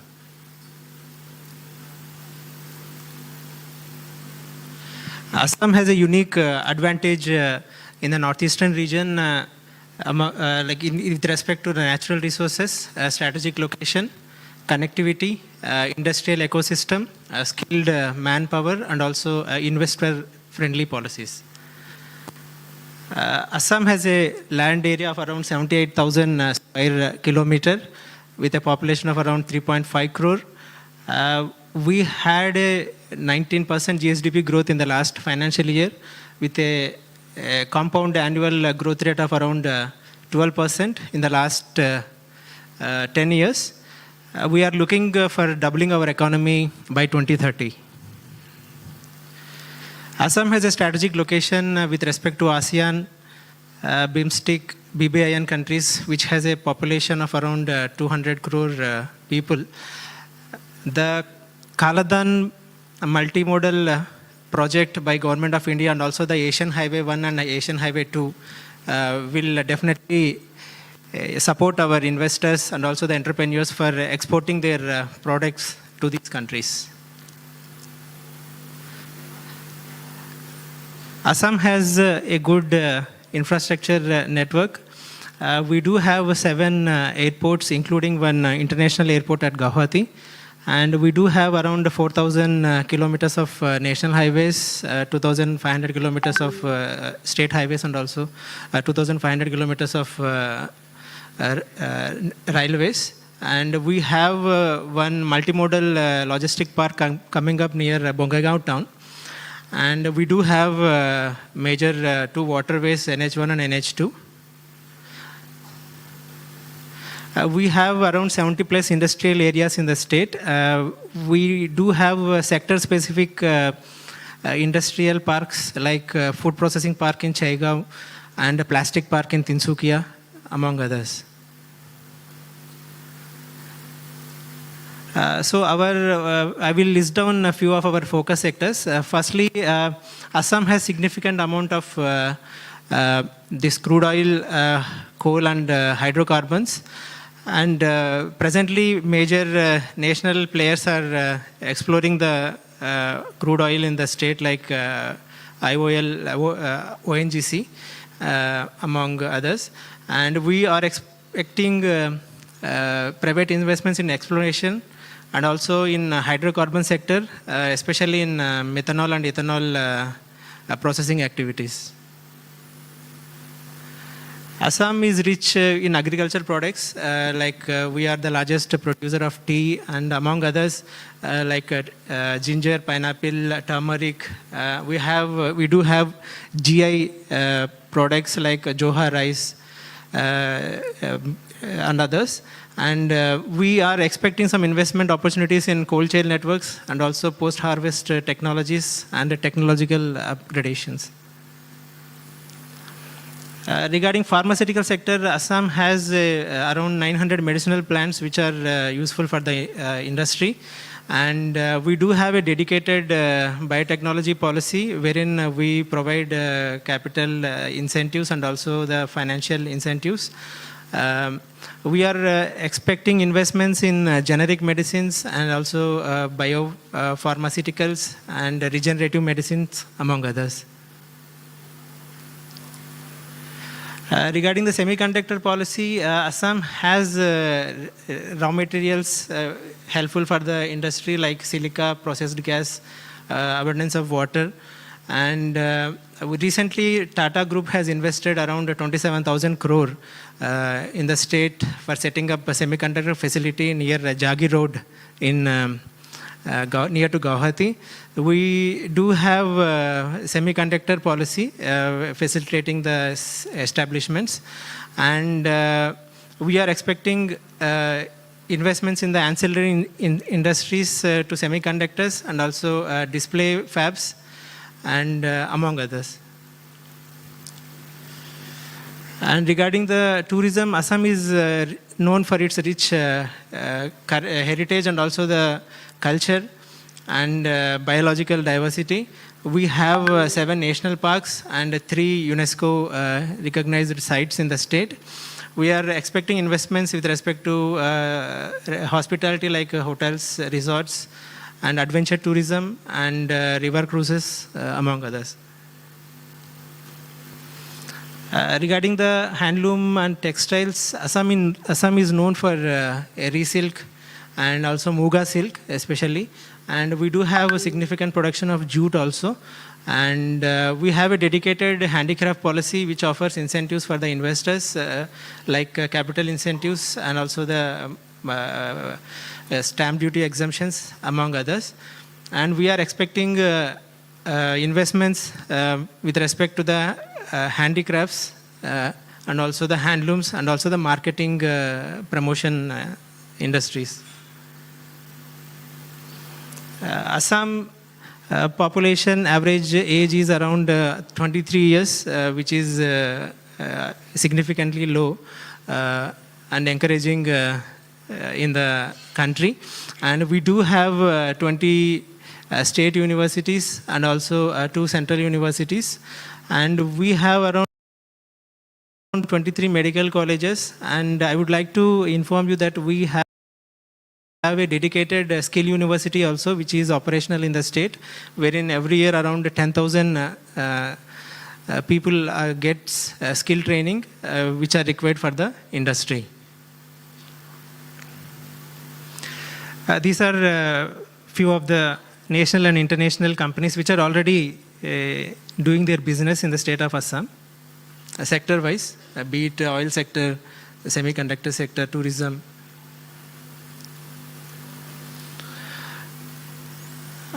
In addition to the Unnati scheme, like Assam state has a dedicated industrial and investment policy. And we also have dedicated sector-specific policies like handicrafts policy, tourism policy, biotechnology policy, among others. The incentives and the subsidies which the state government gives in addition to the Unnati scheme are listed here. I would like to briefly explain you regarding that. There are capital incentives, SGST reimbursements, stamp duty exemptions, which are very investor friendly and to the investors and also the new entrepreneurs who are willing to set up their establishment in the state. Assam is hosting Advantage Assam Investor Summit on 25th and 26th of February in Guwahati. So I welcome all of you for the Investor Summit. Thank you.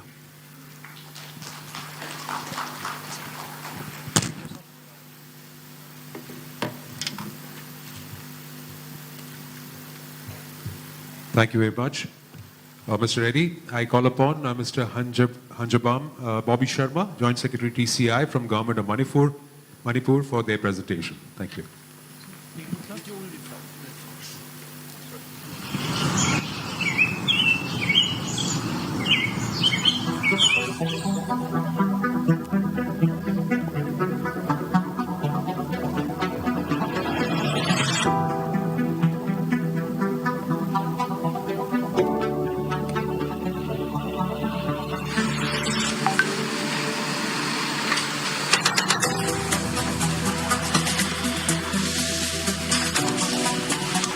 The three industrial estates, one each in Imphal West, Kakching and Bisnupur districts, are running in full swing.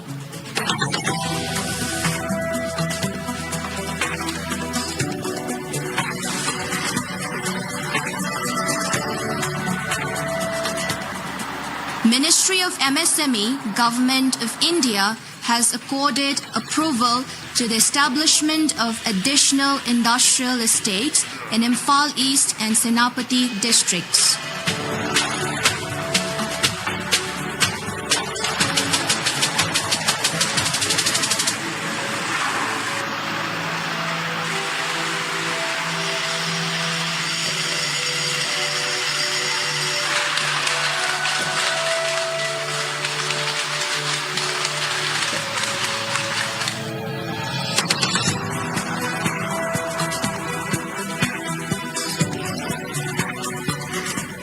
The park covers an area of 31 acres at Nilakuti. There are 58 plots having 600 square meter each. 6 number of plots have been allowed to MSMEs for establishment of technology center and another 52 plots to various entrepreneurs of food processing units.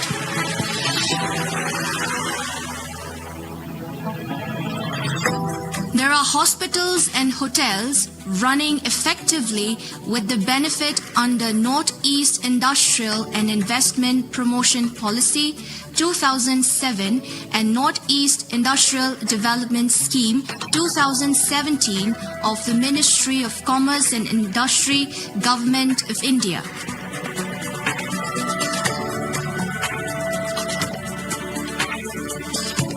The MIT Park aims to promote the IT park for attracting reputed companies, firms, etc. residing outside the state. The state's diverse topography, ranging from hills to valley, provides a suitable environment for cultivating a diverse range of fruits, especially the pineapple and citrus varieties found in the state.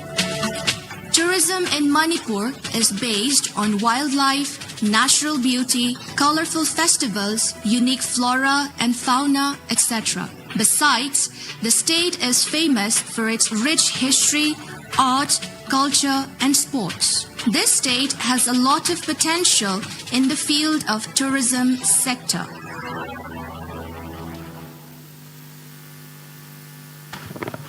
Thank you everyone for patiently watching this short video. First of all, I would like to pay my humble Welcome to all the senior officials sitting on the dais, representing different states, northeastern states, and all the senior officials of Ministry of Donor, and the potential investors, ladies and gentlemen. Most of the investment prospects you have already seen in the short video, but however, I would like to simply emphasize on the PPT for some selected sectors. As Sir Shantanu has already pointed out that many of the industrial estates and the parks have been established in the northern states, and so far in Manipur we have established, set up 7 industrial estates and the parks, and 3 of them are running very successfully. So these are some of the industrial parks that has been already set up in the state of Manipur. So sector-wise investment opportunities, here we have bamboo plantation in Manipur covers around 41%, and we have 20 different varieties of bamboo. And these are mainly used for industrial production of building materials and furniture. And we have the opportunity of extracting ethanol from bamboo. So bamboo shoots, we have a very popular kind of eatable items in Manipur. So we have a processing units for this extracting bamboo shoot also. Tea rubber plantation is very much common in one of the most important districts, that is Jiribam. This Jiribam district is bordering the state of Assam and Manipur. So we have already had this industrial tea estate in Jiribam, and the state government is in a very serious thinking of revival of this particular tea estate at the cost of around some 49.49 crores. And there are also some industrial estates, tea estates, some districts like Tamelong, Ukhrul, Chuachampur, and as well as in some other district also.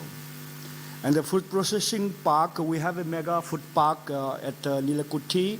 So the central assistance projected cost is around 81.37 crores. And we are in the process of making some associated cold storage and cold chains for keeping all those food products in a very safe and this very hygienic manner. And mineral-based industry, we have a very particular, enough reserves of limestone and chromite deposits in some districts of Manipur. And we have cosmetic and pharmaceutical industries also. The state is very rich in medicinal and aromatic plants such as lemongrass, Indian wormwood, fresh bamboo leaves, lotus leaves, etc. And with regards to toy sectors, we have the potential of establishing the toy industry that is unexplored at the present in the state of Manipur, but with the products being coming from most of the Asian countries, and so the state is still flooded with products dependent on the imported ones. So we have a very, very suitable atmosphere for establishing a toy industry in the state of Manipur also. So the government has promulgated FRAM, a Public Service Delivery Guarantee Act in the year 2021, and the Manipur Industrial Single Window Clearance Act 2021 has also been enacted for ease of doing business and reducing any other compliances or business or citizens like that. And say already Dr. Sir Karampol Singh has already given a detailed PPT on the Unati. So the state is also in the process of implementing this very particular scheme also, and many of the beneficiaries are getting maximum benefits from this particular Unati. And recently, yesterday also, we had a state level function on Unati, and in which Honorable Chief Minister of Manipur had a detailed invitations to all the like-minded people and the other beneficiaries that can benefit out of this scheme. So with regards to the Manipur Information Technology, we have a special economic zone. It is spread around 27 acres, and the built-up area is 13.6 area, and the expected investment might cross over 1,000 crore. And we have a processing zone also and another non-processing zone. So we have a picture on that. So the investment committed that already we have in place is building number 1, building number 2, residential complex, then the corresponding amount of this fund is also there, state fund, PM Divine, and with PPP model with Tata Technologies and other things. And the project benefits, it may benefit up to around 7,500 individuals can be trained in IT, ITS, emerging technology, cyber security, and youths annually can be trained by Tata Technology. And it may benefit directly around 11,000, and the indirect employment may be given to around 33,000, so and so forth. So we have already land use and availability. Land is not a problem in the state of Manipur. So if you are very much interested in giving this thing go ahead with the investment policy, then we are very much in a position to extend full cooperation to all the potential investors and industrial leaders. So these are some of the multi-use concept of Manipur itinerary destination. We are planning to develop a destination of all the IT in the Northeast India, and the concept is already there. Concept for ammunition, finance, nursing, infrastructure, co-working, agriculture, logistics and e-commerce, so and so forth. Handloom and handicrafts, unfortunately, I have only one slide for the time being. So we are much focused on the Nungbi pottery, is a local made one, and Kauna craft, as you have already seen in this video, and the home furnishing and traditional court. The unit cost is there. Rate of investment is very low for the time being. So we are hoping that more investors come forward in this particular sector. And regarding the horticulture soil conservation, we have a total area of the state is there, and potential area of horticulture crop, area covered, horticultural crop area in valley and the hills is given separately there. And the percentage cover is around 38%. So these are some of the horticultural crops that are of major high value. Pineapple, we have a production of 110,000 metric ton per year. Turmeric, king chili is there, ginger, kiwi fruit, Tamilong orange, kachai lemon, Sirakong chili. King chili is we have got GI tech recently, besides black rice. So we have some state specific issue, that is after the harvest, harvesting is done, we have some infrastructure, lack of post-harvest infrastructure is there, cold chain, pack house. As you all know that we are a landlocked state, as there is some poor connectivity and transport issue, but that's improving a lot for the time being, and we are in the process of making 2 national highway fully functional from infrastructure development point of view. And then we have unique offering of the state is geographical indication, tech crops, organic natural fruit, vegetables, establishments, cold chain, and this and that. I'll skip some of the slides. Tourism, we have a very good potential tourism prospects in the state of Manipur. As we all know, Loktak Lake is there, and we have a very perfect weather throughout the year. There is no extreme hot, neither extreme cold. And you can club your trip to Manipur with other northern states also. Regular helicopter services has been already started, connecting some of the major tourist spots, and homestays and development of 5-star hotel is already there, and we are in the expectation of investment in the hotel management and hospitality. Homestay, we are in the process of development. Potential is there. Roadway connection is there, and the Sendrakarang Island is a hill station, some type of hill station where you can see all the beautiful pictures of Loktak Lake, and this Sendra Hillock. We are in the hunt of development of a 3-star hotel. And the major tourism multiplex center is also on the pipeline. And these are some of these things: water adventure park, helicopter service.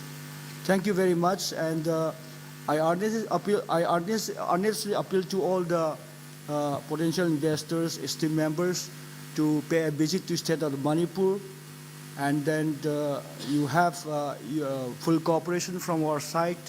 And whenever you expect your visit, please let us know, because textile commerce and industries are the nodal agency in this particular investment projects in our state. So thank you very much for patient listening and hearing. Thank you. Thank you very much.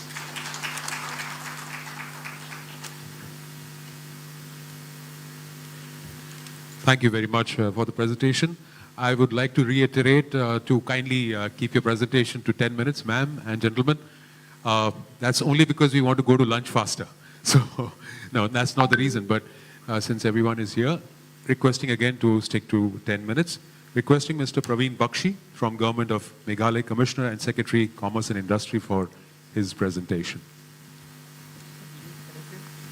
Welcome to Meghalaya, the abode of clouds, where each sunrise unveils a horizon of limitless investment opportunities. Renowned as the wettest state in India, its lush landscapes create a breathtaking symphony of nature. The natural beauty attracts visitors from around the world, making it the most searched tourist destination in 2024. Our vibrant festivals, including Cherry Blossom, Megong, and the Hills Festival, showcase music, art, and cuisine, drawing both locals and enthusiasts from afar. In 2023, we welcomed 1.5 million tourists, with projections to reach 2 million by 2028, offering investment opportunities in ecotourism and cultural tourism. With fertile soil and diverse climates, agriculture drives our economy. Known for abundant varieties of bamboo, high-quality GI tag Lapidong turmeric and Khasi mandarin, there are vast prospects in organic farming and food processing. Our cultural heritage shines through its textiles and handicrafts, producing 3 silk varieties: Eri, Muga, and Mulberry.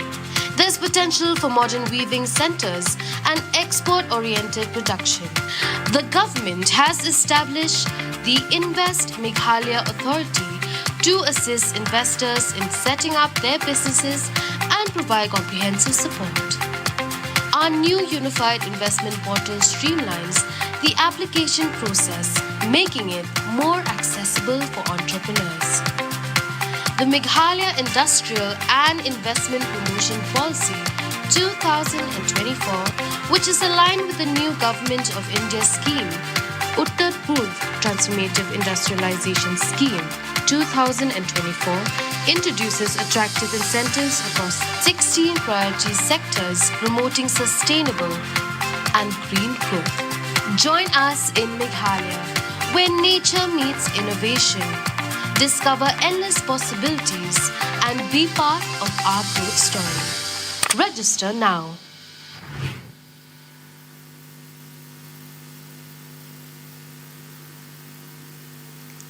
Thank you, and very good afternoon to all of you.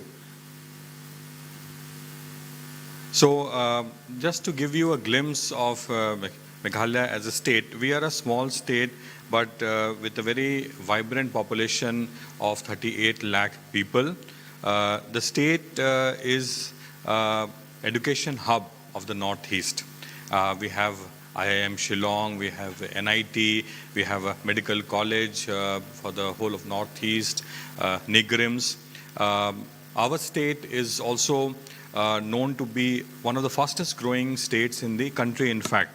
With 11.4 GSDP, our state has clocked a very impressive growth figure. Another very good thing about our state, which is very, very promising, is that Meghalaya has 55% of the population in working age group, which means we have a very young state with dynamic English-speaking skills, which is our strength. Further, the state government has tried to support new growth centers wherein more and more institutions and various kind of factories can also come up in New Shillong City and Mokhanu Knowledge City. So this is the broad goal of the state. The state has an ambitious goal to expand its economy from $5.9 billion, where we are now, to $10 billion by 2028. And much of the driver for this ambitious goal will be travel and tourism, and I'll come to those slides. So what are the business enablers in our state? First of all, please have a look at the investment policy of the state. There is an act, there are investor-friendly policies in place. Invest Meghalaya Authority is fully functional. We have a unified investment portal. We are fast-tracking all the applications which are made on this portal. We have a dedicated team to help in investors. We also have infrastructure and land banks. This is what I have shared. We are focusing a great deal on ease of doing business. So it should be a seamless experience for those people who want to come and invest in our state. And we also have a strong startup ecosystem. In fact, Meghalaya got a national award just a few months back for having a very vibrant startup ecosystem in our state. Skills is the backbone of our state. As I said, we are a very young state, and therefore skills plays a very major role. Please have a look at the industrial infrastructure. So we are in three parts rather: Garo Hills, Khasi Hills, Jaintia Hills. You all must be knowing about Shillong. Shillong is in Khasi Hills. But when one very vibrant industrial area which is coming up is in Mendipathar, which is in Garo Hills, wherein, just to share with you, last year the big investment which has come in is Varun Beverages. They are a Pepsi bottling plant. 200 crore investment they have put in Mendipathar. Now we are coming up with more industrial parks in our state. We have large land parcels. Connectivity is not an issue in our state, whether it is in the field of IT, whether it is in the field of telecom. And we are seeing that it is already creating a lot of traction. We are also a policy-driven state. Like the national level Unnati policy, the state has its own industrial policy also. And various incentives which are being mapped by Unnati also are being done by us. In fact, we are giving more. We are giving more. If you look towards the right-hand side, you will see that additional set of incentives over and above what is being given by Unnati is also being offered by our state. These are the focus sectors in our state. So I need not talk much about hotels, hospitality, and tourism. I'm sure all of you have heard about Cherrapunji. Cherrapunji has 2 resorts. One is Polo Towers, one is Jiva. They are 4-star, but the rates which are being charged is 20,000 to 30,000 per night. And this rate is being charged because as you are there in the room and you open your window, you can see the sun rising from the hills and you can get a clear view of Bangladesh. So you are right on top of a hill. So that kind of big projects are there in our state, and this is still scope for more. And of course, like I have shared with you, biotech, education, healthcare, IT is going to come up in a big way, which we'll show to you.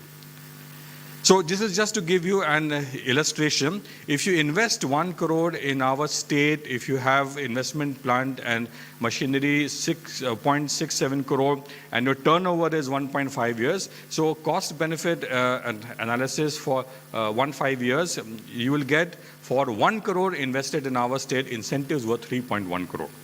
Similarly, if you go a bit higher, 5 crore investment and 8.8 crore, basing that 2.86 crore will be in investment in plant and machinery. CBA is for 15 years once again, and turnover is 1.5 times. Now let's go a bit higher again. 10 crore. If a party or if a group invests 10 crores in our state, in incentives worth 30 crore will be there. We have all the illustrations with us. We'll be able to show you when we have the B2G sessions. This is just to give you a glimpse of what the state is willing to offer to you. Then we are a policy-driven state. We have the power policy, we have IT policy, we have tourism policy, we have startup policy, telecom policy, and so many other policies which you can just have a look. The portal that we have is unified portal. Investment can only happen through the portal. So there is no paper handling, there is no physical handling. So it's a seamless, paperless kind of thing which has been worked out by us.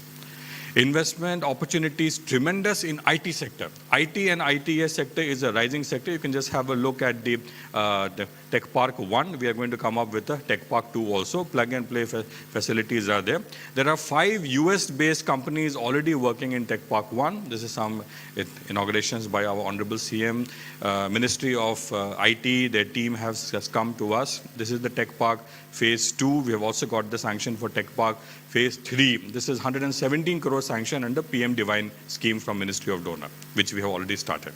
Tourism, the scope is tremendous. There is scope for a 5-star resort in Orchid Lake. Then there is a scope for 7-star hospitality complex in Sora, which is being worked on. This is the place that I have talked about where rooms are being sold for 20,000-30,000 per night. Then in New Shillong Township also, there is good scope. Then we have already big groups in our state. Taj Vivanta, Courtyard is there, Jiva is there, Polo Towers is there. Lemon Tree has also come up, and they are just going to start a 5-star in our state. Food processing, again, a big scope, particularly for khasi mandarin and turmeric, which Honorable Minister spoke about. I'll just take you through some of the slides. Jackfruit is a big story in our state.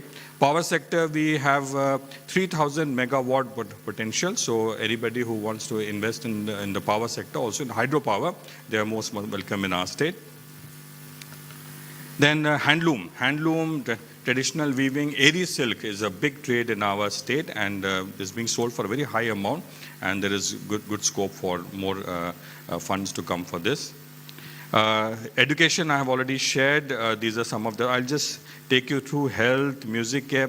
The Honorable Vice President came to our state. He went to the Tech Park and he said that Meghalaya is growing brilliantly and it is growing resiliently also. These are some of the road shows, MOU signing.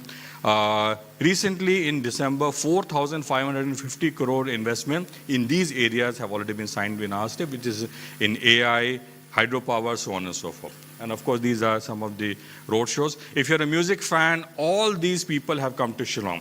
Alan Walker, Akon, Bonnie M, Euro, Bryan Adams. Next month, Ed Sheeran is going to come to us. So we are, in a way, one of the few cities which can very proudly claim we are the tourism and music capital of India. So please do come to Shillong. Most welcome. Thank you. Thank you so much for a lovely presentation. Requesting you to curb your time for the next presentations to even lesser, maybe 7 minutes, 5 minutes, because people who want to meet you can have the discussion one-to-one on B2G later. So the next person I'd like to call upon is Dr. Lal Rinchana, Principal Advisor and Additional Secretary, Planning and Program Implementation Department, Government of Mizoram. Okay. Welcome to Mizoram, a picturesque state nestled in the northeast part of India, known for its breathtaking scenery, rich culture, and warm-hearted people.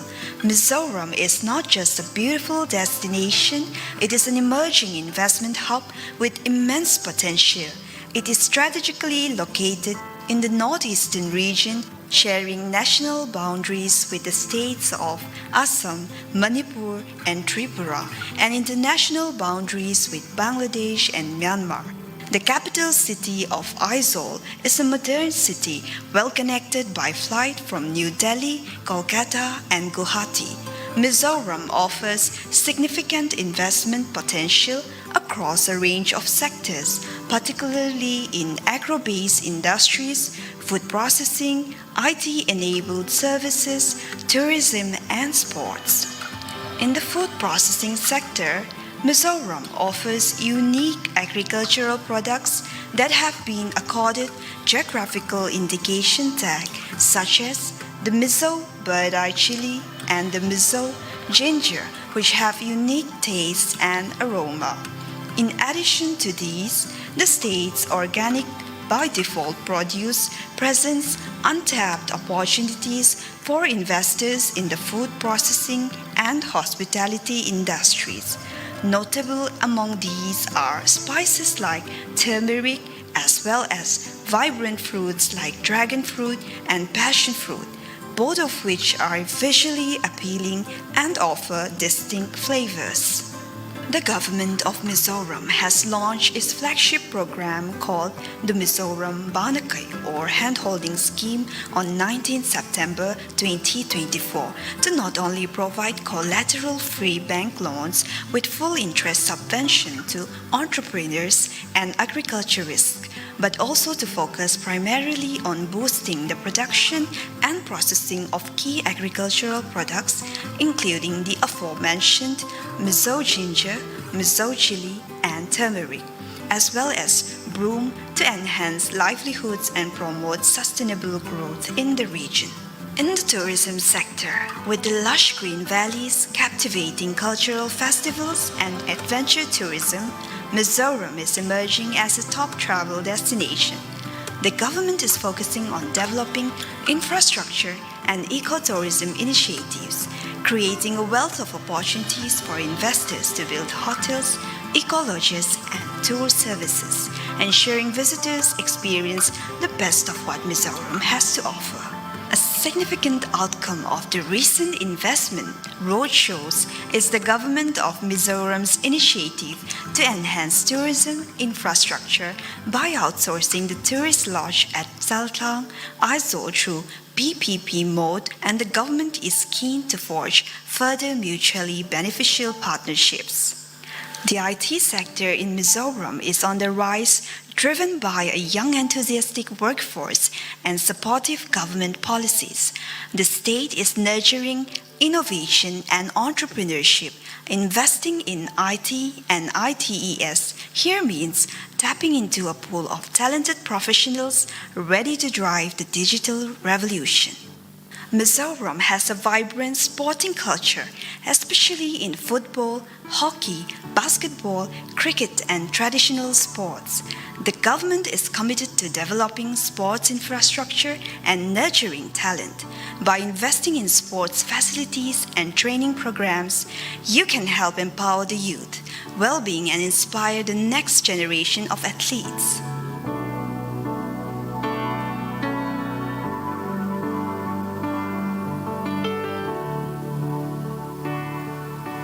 Mizoram offers tremendous potential for impactful CSR initiatives, particularly in critical sectors such as health and education. The state remains one of the least engaged CSR destinations, attracting an average annual investment of only 1 crore. Corporate CSR entities and NGOs have a minimal presence, with NEDA, an associate of Tata Trust, and more recently Selco Foundation being the only ones. Mizoram is a greenfield opportunity for CSR organizations where increased involvement would be deeply appreciated by the local communities and significantly contribute to the holistic development of the state. Mizoram is committed to become an investment-friendly destination with the launch of the Mizoram Sustainable Investment Policy 2024, the Mizoram Industrial Policy 2024, and Mizoram Logistic Policy 2022. The state is creating a robust framework that encourages sustainable practices, industrial development, and investment within the state. The government has also kept aside a land bank industrial growth at major locations such as Industrial Estate Zuang Tui, Industrial Growth Center Luang Mual, Export Promotion Industrial Park Lengte, Bamboo Technology Park Sairang, Integrated Infrastructure Development Center IIDC Pukpui Lunglei, Integrated Infrastructure Development Center IIDC Zote Zampai, Industrial Estate Longklai. Mizoram is poised for growth, offering a unique blend of opportunities across the... Since I have 4 minutes, so I would like to mention some of our investable projects. So I'll let David be okay for the time being. So I'll just come straight to our investable project. So right now we have several investable projects, but today I will just shortlist two or few things which are ready right as of now. So we have a State Institute of Hotel Management. So here we are looking for institute to operate and run certificate, diploma certificate course. Here we already have the existing infrastructure. Administrative building is there, boys and girls hostels are there. So we want a potential investor to come here. And the next one is that this morning our Joint Secretary Donor also mentioned about this. So we have a good, golf course here in Mizoram that it is a 95 kilometer from Aizawl, the capital. So it is 105 acres with 75-acre play area and 18 golf course here. All the basic amenities are already there. So here it is available for investment through PPP mode. And we have a good, unique ginger. So it is already, it also have a geographical indication also here. The government of Mizoram has recently announced this as our flagship crop. So there's going to be a boom harvest of ginger by next year in Mizoram. So here we are looking for processor, and also in the meantime, especially we want a buyer of this our ginger. And same like that. But actually, it is very unique for us also. So we're very proud of this chili also. So here also, like the ginger, is also the geographical indication tag. And also we are here also, we are looking for a buyer for this also. And in two places, we have a good sport infrastructure. One is at Lunglei, this is the second capital of Mizoram, and the other one is at Kolasip. This is also the district headquarters. All the amenities are there. So we are looking for a management of a premier football country where to do operation and maintenance, player scouting and promotion. And also in the apparel and garment sector, so we need marketing avenue for domestic and international in home furnishing. And also, our Chief Minister is very dedicated to investment. So, as of now, there's an investment promotion cell being set up in the planning department. And also, we have a single point of contact officer also. So, in the afternoon also, if we want to come to our table, and if we are serious on some of our potential, our potential, so I would like everybody to come and visit Mizoram table. So one thing I would like to mention is that just wait. It's okay. Where is it? It's okay. Sorry, I forgot to mention that. So I would like to take the opportunity that I'm very thankful to the Ministry of Donor for organizing this roadshow. So in future also I hope that we can make some other kind of this roadshow in some other part of India also. Thank you.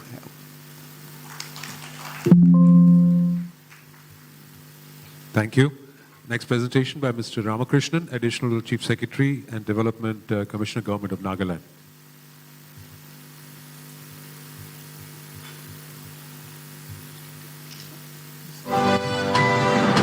Nagaland is a young, dynamic and culturally vibrant state that shines in the spotlight, whether in tourism, fashion or music. But that's not all. Nagaland is an emerging destination, brimming with opportunities evolving from a cultural hotspot into a hub of creativity, innovation and enterprise. Nagaland has witnessed a steady economic growth rate over the years.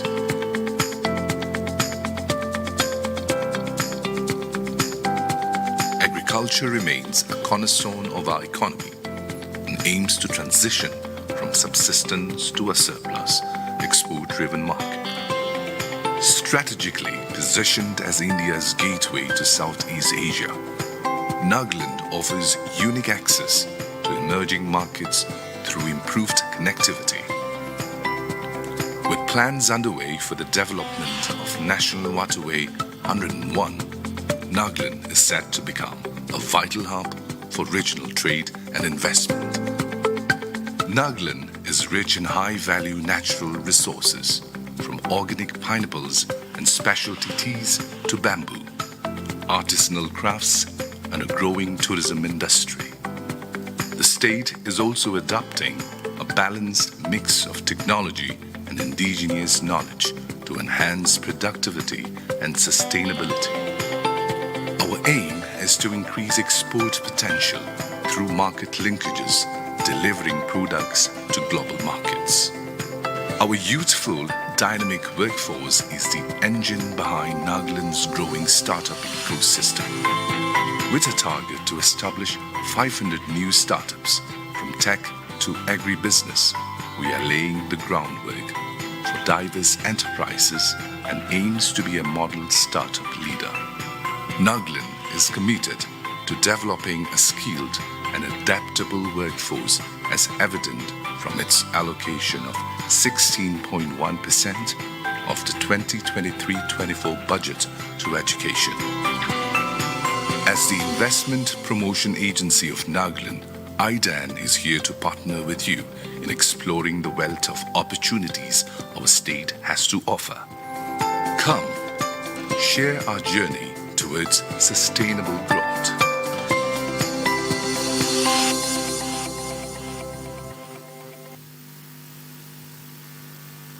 Good afternoon and namaste, dear friends. Similar to other states, our presentation will be more or less like a kind of repetition because the social capital is quite similar in all the northeastern states. Nagaland, we have a population of about 20 lakhs. These are the basic data about the state. Why Nagaland? We have the strong human resource potential.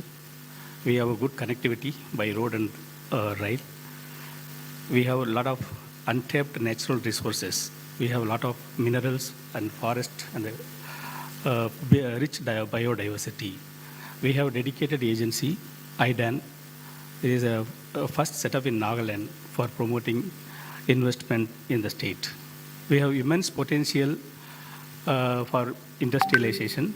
We have a high, of course, the problems are we have high unemployment rate in the state. We have lack of high quality jobs, and the society is basically agrarian society. Connectivity, as I was telling, we have a good road network. We have 14 national highways, and we are also connected to the East Asian countries. Asian highway passes through Nagaland. We have direct flights to New Delhi, Kolkata, Guwahati, Imphal, and Shillong. Act East policy, of course, is applicable to all the northeastern states. We have 64 trains connected from Dimapur.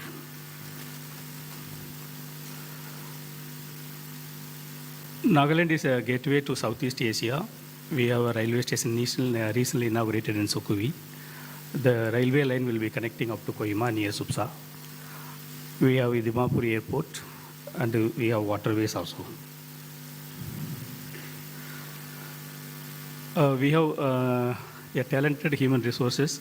People, they speak English. And literacy rate is quite high, more than 80%. We have growing young entrepreneurs. Demographic dividend is more than 60% of population is in the age group of 15 to 59. And 33% of our population is under the age of 20 years. These are the young population, of course, similar to all the northeastern states. Yeah, these are the untapped potential for the information of the investors. We have more than 10 million metric ton of magnetic reserve. We have a lot of coal reserve, like cement and limestone. We have potential of estimated 285 million metric ton. Bamboo also, we have 5% in the country. We have 600 million metric ton of oil and natural gas in the state. 650 indigenous species of medicine aromatic plants available in the state. We have a cement plant in Vazio. These are the, granite also potential is there. Oil, of course, we explored. Recently, due to some court cases, is pending. The sector, we focus mainly on tourism, agri-allied and handloom, and also sports. Tourism, of course, you are all aware about the Hornbill Festival we celebrate every year, 1st to 10 December. Last year, we celebrated the 25th edition of Hornbill. It's a holiday destination. Anybody can think of Kohima. Kohima, we have the battleground of World War II. It's a historic place. Nagaland is a land of festivals. We have more than 16 tribals. Every district we have tribal festivals. We have festivities throughout the year. Yeah, we have a large pool of educated youth, and sports we declared as a tourism. Of course, we declared as a priority sector. Hornbill is a festival of festival. Of course, you are all aware. We invite all the tourists as well as investors to the state of Nagaland during the Hornbill. These are the important places. Of course, people can explore and. Zuku Valley, people may be aware of Zuku Valley. It is near Kohima. These are the new places, one Mount Kapamursu in Pek district. Amar Balkans and Pankti in Woka district, people are aware of the Amar Balkans visiting the state. Agri-elite, we have a lot of potential, like similar to other northeastern states. We have a lot of food processing potential available. Similar to Assam, we also have a silk production. GI tagged materials, we have king chili, tea tomato, and naga cucumber. And we have immense potential in natural fibers, in banana, pineapple, and silk bamboo. We have a Nagaland Bamboo Development Agency. They are operating for the past 15-20 years. Of course, we have a lot of potential in coffee, tea. Coffee, we have more than 10,000 metric ton we are producing.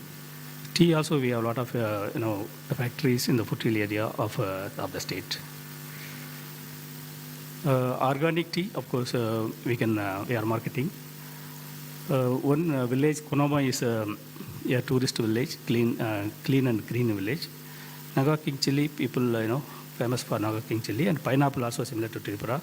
We also export pineapple to other parts of the country. Handloom, handicraft, quite famous. We have very talented entrepreneurs from Nagaland. They are exporting handicrafts to more than 20 countries in the world. We have a lot of potential. People can come and explore the market in handloom and handicrafts. These are the innovative designs, the sample of Naga entrepreneurs they make in the handicrafts. Sports, we have recently we constructed 3 stadiums in Kohima, Dimapur. It's available in Chumukudim also. It's quite, we can host all the regional events. We conducted a few regional sports events also. 2024, we hosted the Northeast Games. And one Kokato Simo, you may be aware, he won the Paralympics France medal in shot put, and he was awarded Arjuna Award also. Our the goal in the sports is to produce world-class sports persons to perform the national and international events.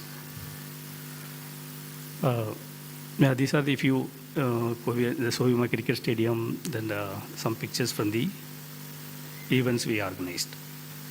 Kokato Sima, he won the France medal. These are the policies available in the state. In addition to Unnati scheme, state we have our own policies.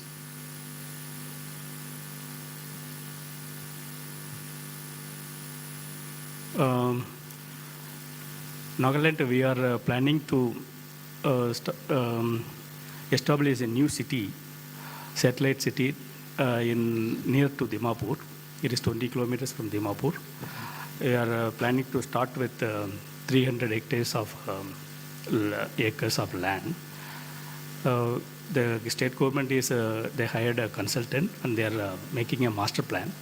Once the master plan is ready, we will be inviting the investors, probably in the areas of tourism, hospitality, IT, sports, music, all these like potential areas.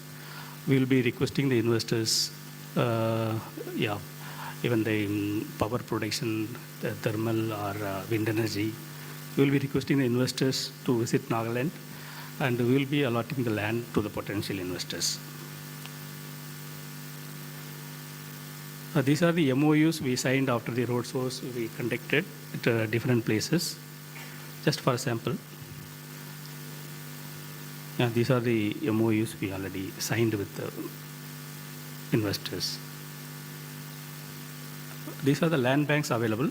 But in addition to that, as I was mentioning about the new city, the government is already notified, and we are acquiring the lands. Once the lands are ready, probably we will be able to allocate lands for the investors, potential investors in the areas they are specialized. Thank you. I have to thank the Ministry of Donor and FICCI for organizing these events in all the metro cities. The response we found quite interesting and overwhelming. Only the state government, we are planning to come up with a new city and land banks. Once the policies are ready and the land are available with the state, we'll be able to attract more investors. And maybe in the afternoon B2B meeting, we'll have more detailed discussions with the potential investors who are willing to visit Nagaland. Thank you. Thank you, Mr. Ramakrishnan, for a lovely presentation. Can we call Mr. Gopal Chetri, Joint Secretary, Government of Sikkim.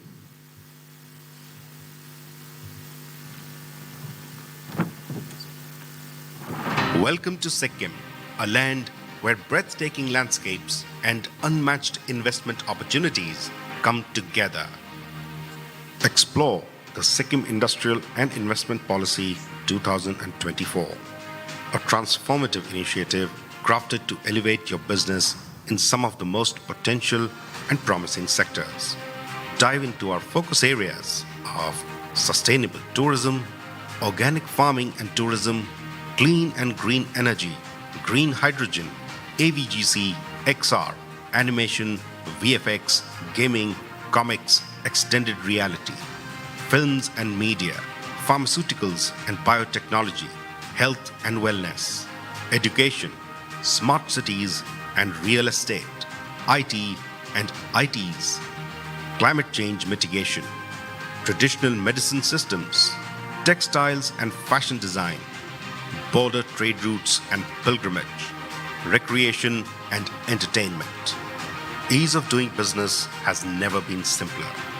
Enjoy streamlined approvals with our state single window portal and dedicated investment facilitation cells at both district and state levels.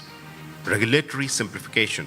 Navigate reduced regulatory burdens with transparent online approvals. Time-bound clearances. Benefit from timely approvals with deemed clearance if deadlines are missed. All supported by our robust IT system. Incentives that make investing in Sikkim even more appealing. 1. SGST reimbursement. Claim up to 75% for 10 years on finished products. Micro enterprises up to 250% of fixed capital investment. Small enterprises up to 200%. Medium and large enterprises up to 150%. 2. Stamp duty. Enjoy up to 50% reimbursement or exemption up to rupees 25 lakhs. Women entrepreneurs receive 100% exemption up to rupees 50 lakhs. 3. Research and development. Get up to rupees 10 lakhs reimbursement for international patents with flexible claims during the policy period. 4. For those investing in our frontier economic zones in Mangan, Soreng, Gyalching and Namchi, enjoy free land rental for up to 5 years, promoting balanced and equitable growth.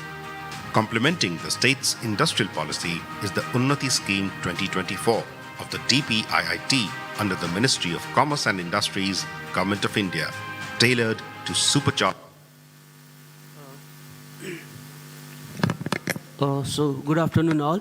Respected senior officers and representatives of the northeastern states and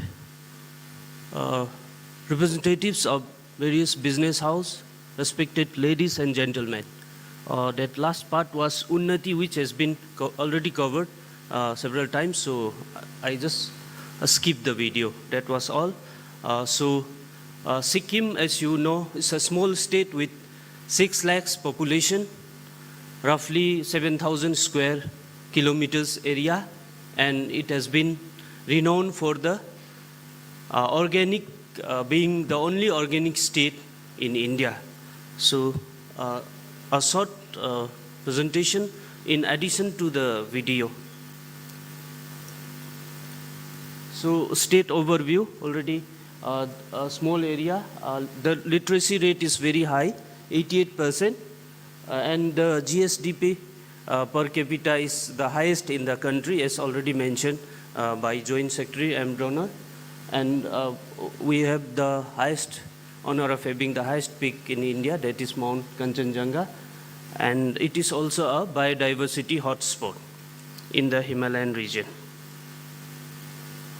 So approach to Sikkim is the National Highway, NH10, and the districts are interconnected with roads, and it also has one of the highest road density in this country.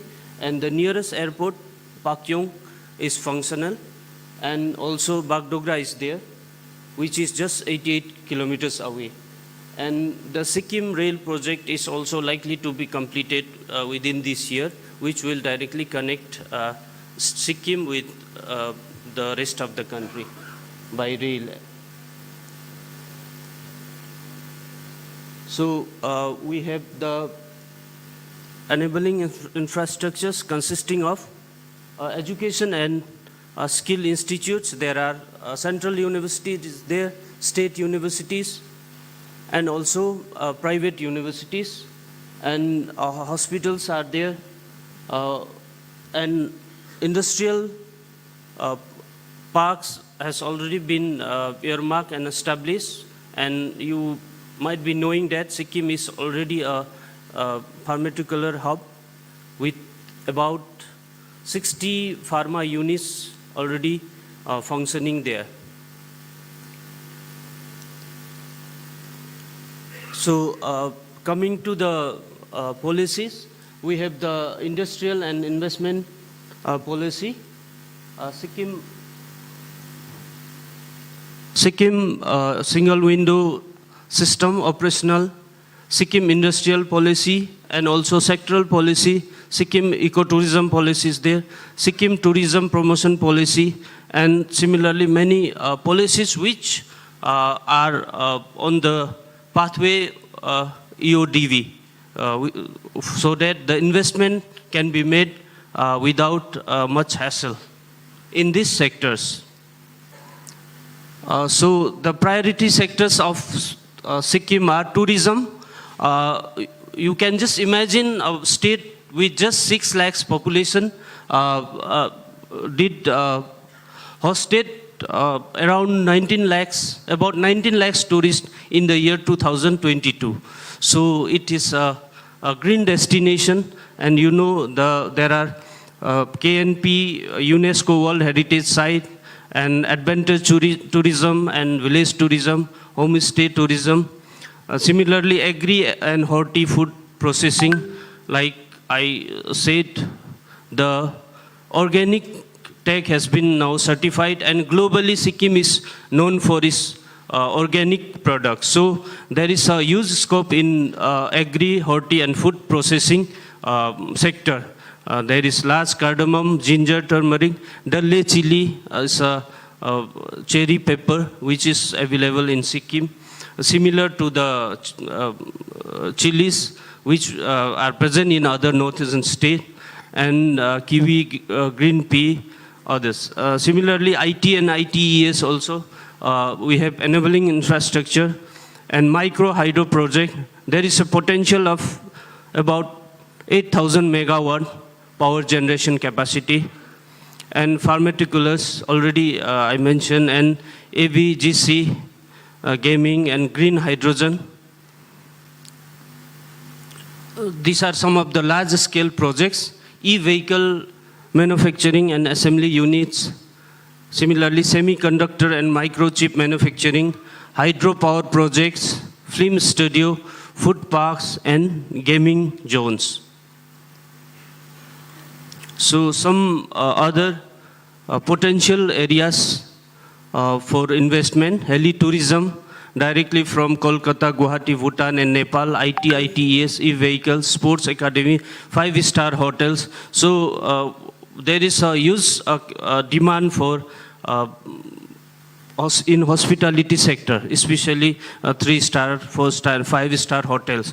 So in those sectors, tourism department has already been taken this area as priority sector. So luxury and wellness spa, similarly microbreweries, soft toys making, adventure tourism, and similarly meat processing, trout fish processing, and water sports. So government incentives, Unnati already covered. So similarly, most of the incentives were covered in the video. So why invest in Sikkim? Because Sikkim is located in the Himalayan region, bound by 3 international borders: China, Bhutan, and Nepal. And the weather condition is very pleasant, as you know. So environmentally responsible state, clean and green state, and world's first certified organic farming state.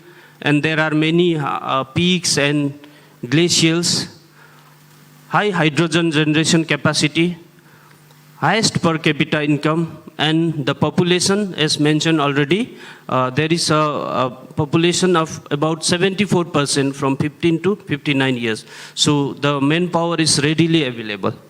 And Sikkim is also known for its hospitality. So there is a scope of border trade with China and Nepal also. The Nathula trade will now reopen, as a ministry is taking initiative for that. So for further queries, you can always reach us. You can visit our website. So this is all. Thank you.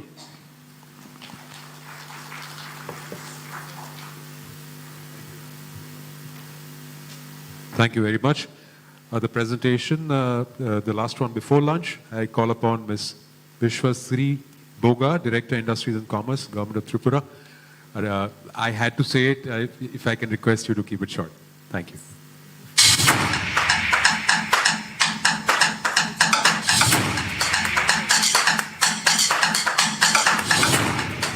Welcome to Tripura, a land of breathtaking natural beauty, nestled in the heart of northeast India, emerging as a land of boundless opportunities.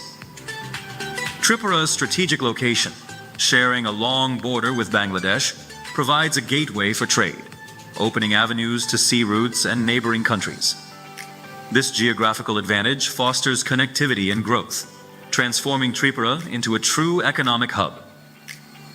Tripura's infrastructure is expanding at an impressive pace. From newly upgraded highways connecting Agartala to Guwahati, to the broad gauge railway reaching the Sabram region, just 75 kilometers from the Chittagong port in Bangladesh, Tripura's connectivity is set to fuel growth across industries. Maharaja Bir Bikram Airport, the second busiest airport in northeast India, is being upgraded to international standards, enhancing connectivity with major Indian cities and bringing the world closer. Tripura is primed for industrial growth with 19 modern industrial estates, providing robust infrastructure, uninterrupted power, and a conducive business environment that investors seek.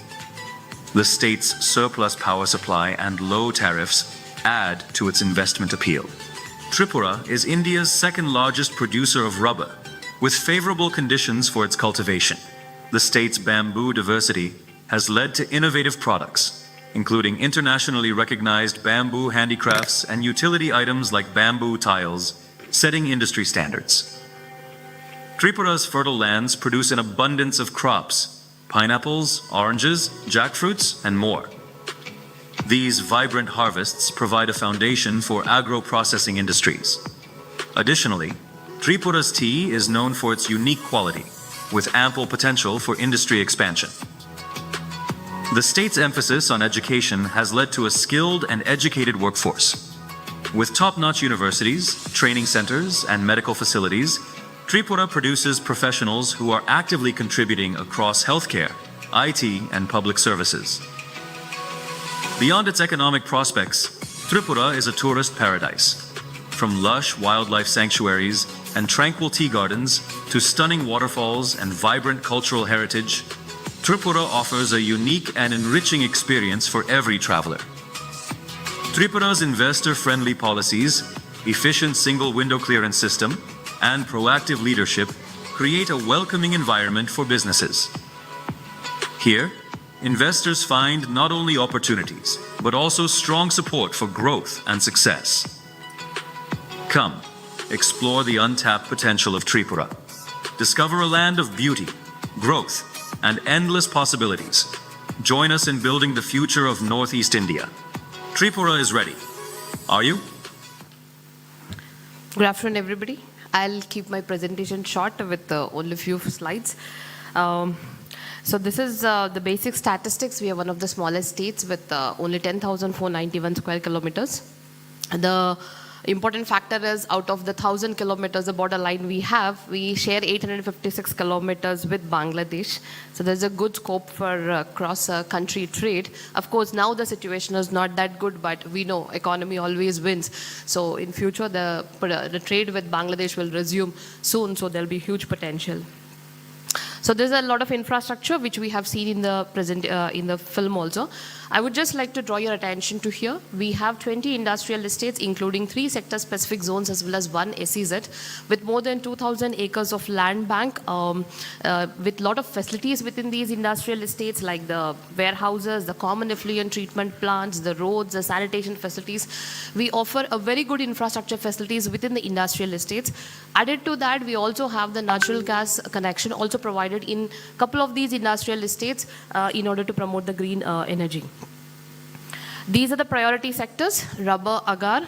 In the film, we did not deal much with the agar, so I would just like to spend a minute on that. Agar, we have more than 5 million mature agar trees available, and we brought the agar wood policy in 2021. Every year, we have been doing the agar buyer-sellers meet also. There's a huge promotion as well as potential in this area, and state government has been taking up extensively with MOFCC, Ministry of Environment and Forest, to get the CITES clearances so that agar oil as well as agar wood chips can be exported without any hassle. And with respect to IT, we have the 3rd international internet gateway, which lands after Mumbai as well as Chennai. The 3rd international gateway is in Agartala. Since we are also a power surplus state, that has a huge benefit in order for the IT and ITS industries. A lot of policies have come up in Tripura in the recent times, including the Tripura Industrial Investment Policy in 2024. Apart from that, we have many sector-specific policies like the tourism, EV, logistics, homestay, etc. The incentives which we give to the investors are customized incentives for mega projects with investment more than 100 crores. They are customized incentives as requested by the investors. Along with that, we have some additional incentives for the thrust sectors, which are bamboo, agar, tourism, and logistics. And of course, pharma has been included recently as one of the thrust sectors. Some of the support what we provide is a capital investment subsidy at the rate of 30% investment, industrial promotion subsidy at the rate of 100%, SGST reimbursement over a period of 5 years. Power charges are one of the lowest at the rate of 5 rupees as subsidy. The net power tariff works about 2.5 to 3 in our state for the industries.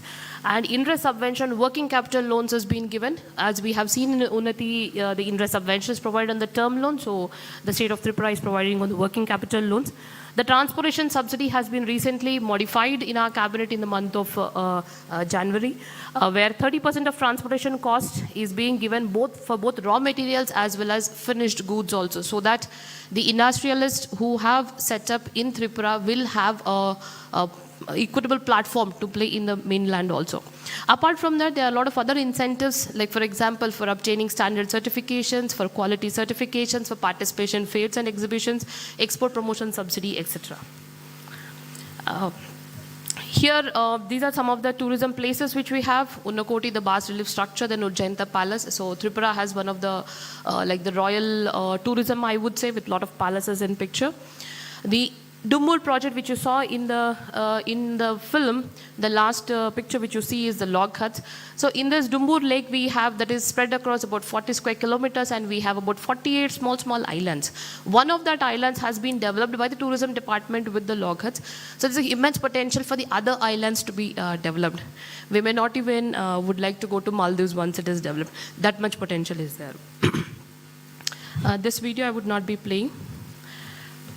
So skill and education, you have seen that Northeast is a very young population, so there is a huge scope for skill. This is one of the potential projects which we are also looking, the state is also looking for the active investment in this. Center of excellence in rubber as well as oil sector, because there's a lot of natural gas and oil hydrocarbons in the entire Northeast, so this gives an good potential. And rubber, Tripura is the second rubber capital, so there's a lot of requirement also is there. Apart from that, linguistic center is also what we are looking for. And the third is the skill university. In health sector, just want to draw your attention that at present, the doctor to patient ratio here is about 1 to 3,500. We are expecting, we want it to be 1 to 1,000. And a lot of patients from Northeast come to Hyderabad, come to Chennai, and come to Kolkata for treatment still. So there's a huge amount of potential. We have patients coming from Bangladesh at least 500 to 700 per day. We do have good infrastructure in health sector as of now, but there is a huge requirement is there. So multi-specialty hospital in PPP mode is one of the important ones which we are looking at. We did a special roundtable for this, and then we got more than 12 prospective investors for that. So this is that particular area, about 6 acres within the heart of Agartala, which is the capital of Tripura, where we are looking for. Food processing sector, agar, as I said a couple of minutes ago. Bamboo sector also, we have a lot of investable projects which are there. We have good amount of bamboo in Tripura. Rubber is also one of the thrust sector where we are looking for rubber wood based furniture as well as processing centers. So finally, why Tripura? One is a strategic location. You have seen that we have good basic infrastructure and good industrial infrastructure also. And there's a nice investment eco-friendly system. I would say not only in Tripura, but the entire Northeast, we have a very good investor-friendly ecosystem. Otherwise, this much investments would not have flown through in the last few years. And lastly, with stable government and supporting administration, Tripura stands apart. We welcome you to Tripura. On 7th and 8th February, we are hosting a Destination Tripura Business Conclave. All of you are welcome, so we can discuss further. Thank you. Thank you so much. Thank you, all the delegates present here, for your lovely presentations and such information and awareness about the Northeastern region. So, ladies and gentlemen, it's lunchtime, and the lunch would be served here for the state delegates. There's an announcement at Atelier 2 and 3 on the first floor. Lunch is served for you. So, for the state delegates, first floor, Atelier 2 and 3. For, I'm so sorry, near the Atelier. 2 and 3, right? It's near the Atelier, first floor. And for all the rest of the people, all of us, lunch is served outside. Thank you so much.